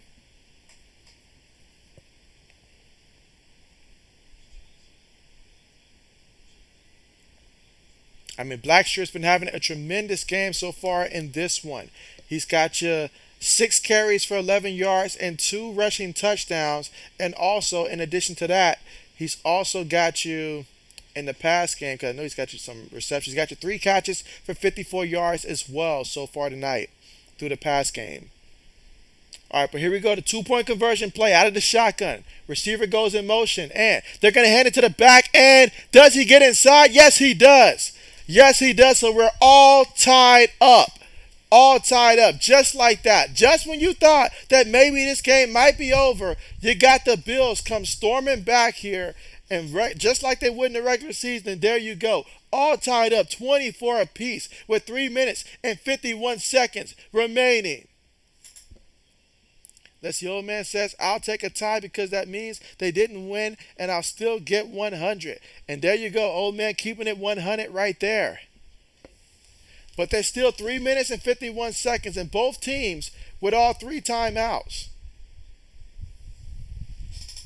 And so that was a big time score and big time conversion. The only thing is, though, for Indianapolis, you got Jack Cohen in there at quarterback. So can Jack Cohen help you, if you're Indianapolis, to at least get into field goal range and try to melt some time off the clock?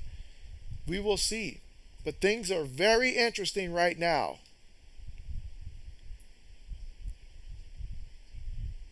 Because, again, no overtime in preseason.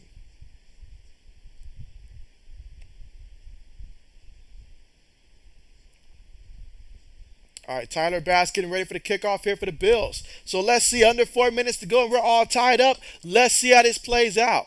Kickoff on the way, no return on that one. So let's see Indianapolis taking over from their own 25-yard line, 1st and 10.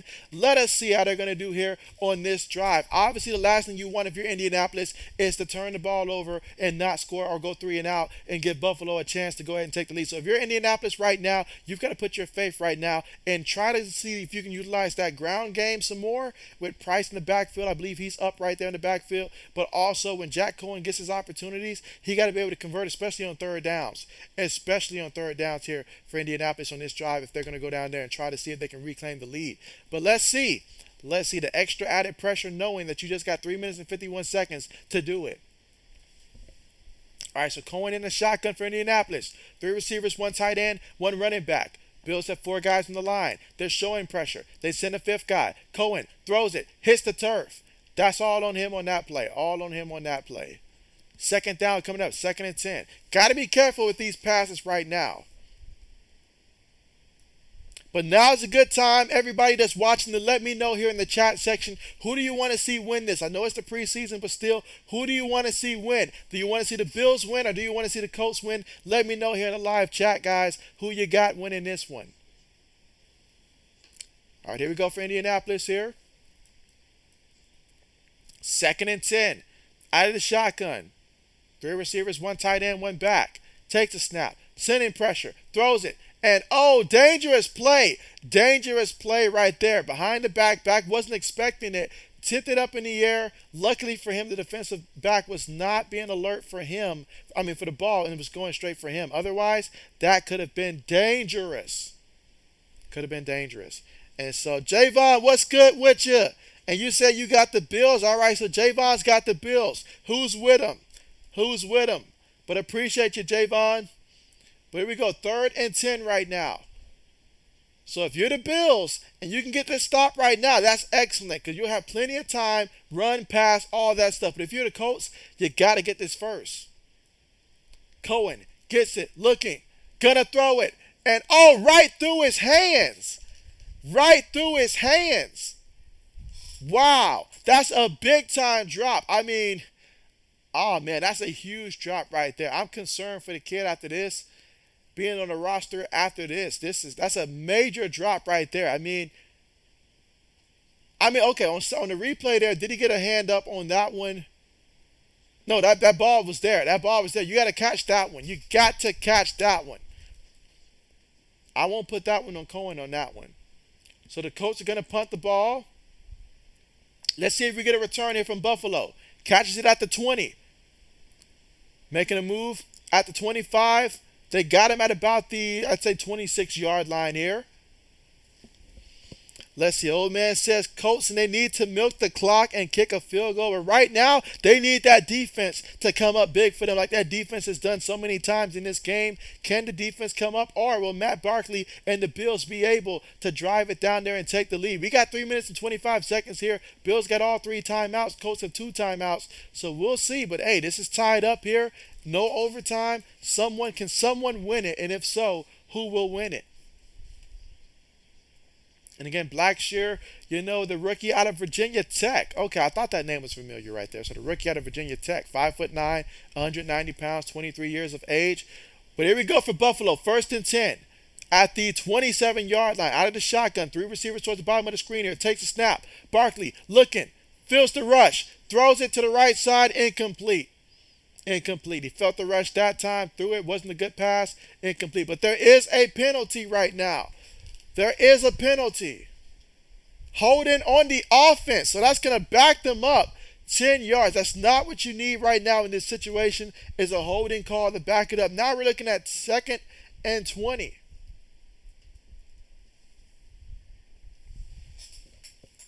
Let's see. Old man says Colts letting them down.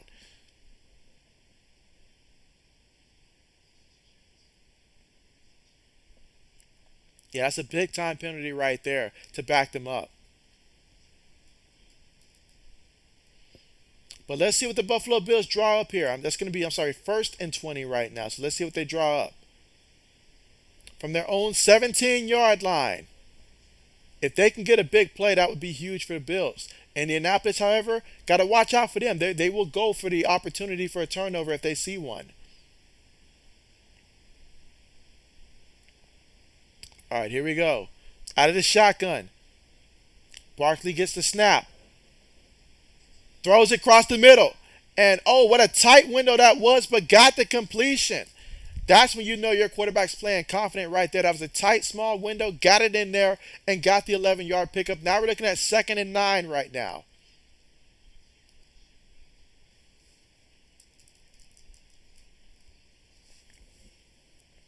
Such a close game right now.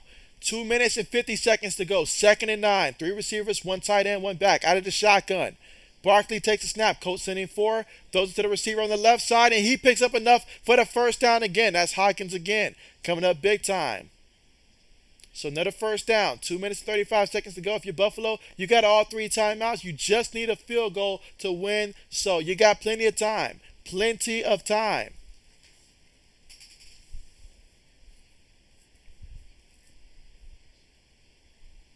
All right, here we go again. Shotgun here. 2 minutes and 15 seconds. Still got the 2-minute warning, so plenty of time here for Buffalo. You can run or pass.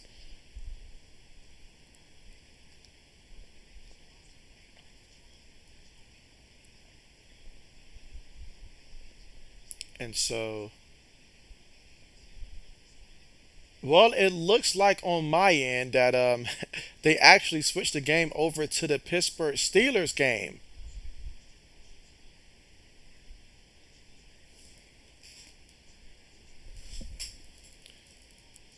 All right, so the Indianapolis and Buffalo currently right now at the 2-minute warning right now. So the 2-minute warning.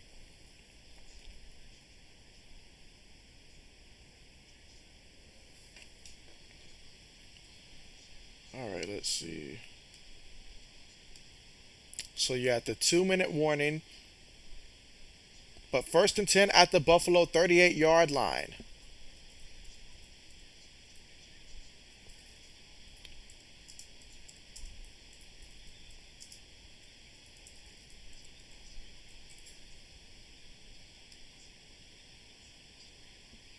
All right, let's see.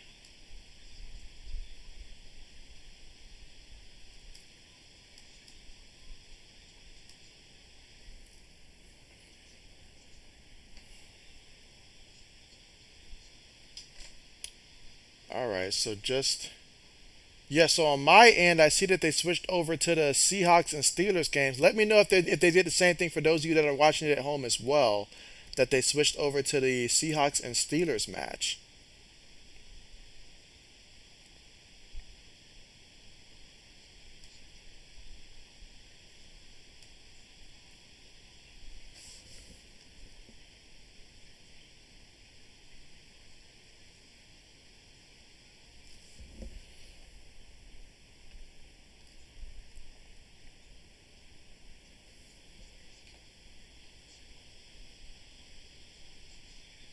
Let's see.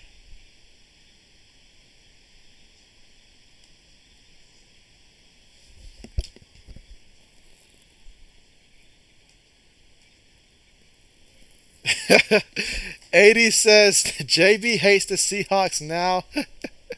I mean, we're here at the end of the game. They couldn't give us a couple more minutes before they swapped over to the Seahawks and Steelers game. Like, we're all tied up, and they leave at the best part here. So, wow.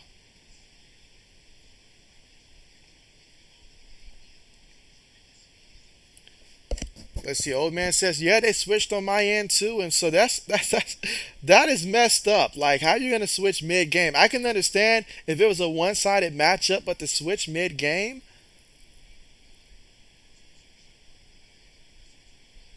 wow.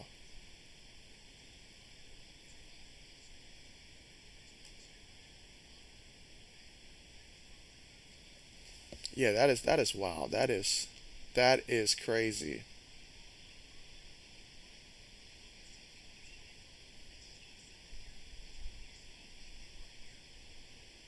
Yeah, so that's that is crazy. So I can't believe they did that. I can't believe that they did that. Switch the entire game from us on the NFL Network. And so, okay, so it looks like they're going to show us both right now. Okay, I was really about to say, like, this is just crazy. All right, so we're going to have to watch the double screen, it seems like, up there on TV. All right, so we got a minute and 44 seconds left to go for the Colts and Bills right now. 2nd and 5 here. Barkley still in there, quarterback, three receivers, and a tight end in the back. Takes a snap, looking, gonna throw it to the right side. That's gonna be incomplete, out of reach of the receiver. A minute 30 left here in the third. I'm sorry, in the fourth quarter, with 3rd and 5 coming up. Let's see. 80 says, JB, do you think it was a good move, Devontae Adams going to the Raiders? I like the move personally. I really like the move there for the Raiders because the Raiders, they made the playoff. They were already a playoff team, but that was the big splash that they needed offensively. I feel like that's going to help them with Darren Waller, for Darren Waller to get more open, and then Hunter Renfro, we already know what he does, and it's going to help the ground game also. So I love the move there for the Raiders. Meanwhile, the Bills throw it, and it's completed for the first down there for Buffalo. So now we're at midfield right now. Pickup of 7 yards on the play. 1st and 10. We got a minute and 13 seconds to go. Barkley takes a snap out of the shotgun, throws it. It's caught there by Blackshear, and that's going to be a pickup of about a good 6 yards on the play. Good to see him back out there. A minute left, and I believe this is where they're going to call their timeout. Let's see. 80 says, you crazy car can't carry on the Raiders jock strap. Hey, I think it's a great opportunity for Derek Carr there. I think it's a great opportunity there. I mean, you think about it, other than Hunter Renfro, and even Hunter Renfro is not, like a top, caliber type of receiver. He's good, but he's not a top caliber receiver. And we know Darren Waller the last couple of years has been hurt. And so you give him a receiver like this. I mean, he's been relying on guys like, in the past, like what, Henry Ruggs and stuff like that. Henry Ruggs was not living up to the hype that they thought they were going to get when they drafted him. So for him to have his boy out there, we're going to see. We're going to see no excuses for Derek Carr after this. No excuses for him. But the Raiders did make the playoffs last year, so he was a part of that. But here we go. They're going to go 5 wide here for the Bills. Barkley looking, throws it, and it is caught, and he's going to be about a yard shy of the first. Hodkins again with another reception.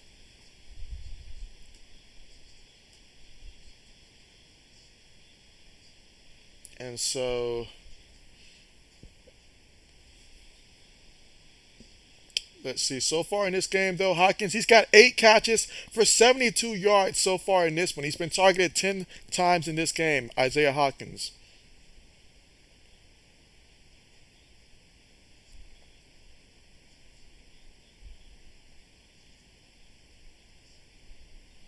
All right, just 54 seconds left to go here.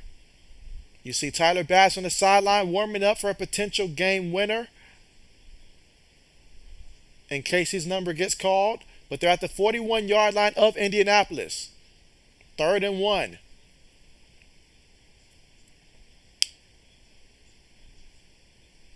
All right, here we go. Out of the shotgun. Takes a snap. Fakes it to the back. Throws it. And that is going to be caught there by the receiver. And a first down for the Bills. Taking it all the way to the 33-yard line. We got 43 seconds right now. Bills hurrying up here. 40 seconds. 38 seconds. Bills takes a snap out of the shotgun. Throws it to the left side. Incomplete. Incomplete. So that's going to leave them with 33 seconds right now. Second down. So second and 10 at the Indianapolis 33-yard line. Let's see. 80 says, Carr don't have it. Don't have the it factor. Devontae Adams will have a bad season. Mark his words. And so, all right, we will see. We will see. It's definitely not going to be what it was with Aaron Rodgers, but I think he'll still have a good season. Because when you're that dude, you can still make it happen, I feel like. Let's see. Old man says, man, Buffalo really about to win, and I don't hear the end of it. Here we go. Barkley on the move. Throws it. And it is caught by the receiver before he's knocked out of bounds. Now, there is a penalty. There is a penalty. There's just 26 seconds left to go. Buffalo has one timeout. Indianapolis has two. We're all tied up 24-24 right now. Matt Barkley for the Bills is trying to lead them on a game-winning drive here. Just 26 seconds. There is no such thing as overtime in preseason anymore. But let's see what this penalty is. Ooh, that's going to be on the offense there. So illegal touch of the pass there, and so on the offense. Let's see. He stepped out of bounds, which means that the defender has to touch the ball first before he can, and he touched it there for the catch, and that's on him really. That's on him really. There was no reason to step out of bounds on that play there. You got to be more aware of where you are on the field, and ultimately it cost them that those yards right there. All right, let's see. Third and 10. All right, we got four receivers on the play, one running back, and quarterback takes a snap out of the shotgun, feels the pressure, throws it quickly there to Hopkins once again for another reception. We've got 20 seconds right now. Fourth down here. All right, so they're just going to go ahead and let this one melt down for as much as they feel comfortable with, probably about a good 4 seconds before they call a timeout and try to field goal attempt. All right, so they call a timeout here. So this is it. This is it. And so let's see. Livion, what's good with you? How are you doing? Appreciate you for coming through here on the stream, but how are you doing? I hope all is going well. Let's see. Braden says Devontae is that dude. I mean, yeah. I mean, if anything, I'd say watching DeAndre Hopkins over the years, him and then before him, Andre Johnson down there in Houston, catch passes from nobodies and still go out there and have Pro Bowl seasons. Devontae Adams can still put together a great season. Believe it. Believe it. All right, but here we go. Can Buffalo win this preseason matchup? Let's see. Hold is good. Kick is up. And the kick. Right down the middle, and the kick is good. The Buffalo Bills have won this preseason matchup, and they did it in exciting fashion, scoring 17 points in the fourth quarter. They were trailing pretty much like 24-10 at one point, and now they have won the game 27-24. Wow. Wow. Disappointment there from old man. That one's going to hurt. I know that one's going to hurt right there. Wow. That is crazy. And old man said, please miss the field goal. And so it wasn't meant to be. But Javon says, please make the field goal. And he says, let's go. He's fired up. So how about that? Even in the preseason, Matt Barkley comes in to save the day for Buffalo here, leading them with 17 points scored unanswered in the fourth quarter. Talk about a meltdown. Even if this is the preseason, I know it's just the preseason here, but still, those guys had a job to do, and they did not do it. But wow. Wow. As for old man, I know that one hurt, man. I know that one hurt because you were so close to Indianapolis getting you that money. I know that one hurt. But wow, that was insane, guys. That was insane. Absolutely. Let's see. Old man says, thanks, Colts lost 50, and now I have to hear it all this BS. Braden says, I know old man pissed right now. 80 says, speaking of Hall of Fame, the Kirk winner deserve it. Has one ring with so-so stats. Just asking. I feel like Kurt Warner does deserve it. I feel like from an impact perspective, that Kurt Warner does deserve to be there. I mean, when I say impact, greatest show on turf, that's iconic. So therefore, yes, because that's something that literally changed the game right there, and that was an important part of that era. So I would say yes. And 80 says, sorry, old man. Old man says, here come the BS. And so, oh, I know it's going to be very, very long. Very, very, very long. So I feel you on that one, guys. I feel you on that one. But yeah, I appreciate everybody for coming out and joining us here. That was one heck of a matchup, guys. Really enjoyed it. I'm going to be back out tomorrow for the game between the Vikings and the Raiders for that stream. I'm going to set up that stream right after this for the Vikings and the Raiders for tomorrow. But appreciate you guys for coming through. It was fun. It was real. One heck of a finish here to the preseason. The last couple of preseason games have been very good, and I'm hoping for the same for tomorrow. But thank you guys again. Take care and have yourselves a great rest of your night. And see you guys hopefully tomorrow. If not, then see you guys next time. Let's see, Braden says, see you, JB. Yes, see you, Braden. Appreciate you once again for coming through. You guys take care. And old man, hey, old man, I hope that you're all right over there. You know it's just the beginning. We got a long season. You're going to make a lot of money just like last year. This was just I mean, I don't even know how that happened, honestly. Buffalo, they just got hot at the right time, honestly. 80 says, JB, I just started drinking, and so I know 80s is already enjoying his weekend then. You have fun with that. Let's see, old man says, another great stream. JB, see you. Yeah, appreciate you again, old man. So thank you guys for coming out. I'll see you. 80s. I'll see everybody here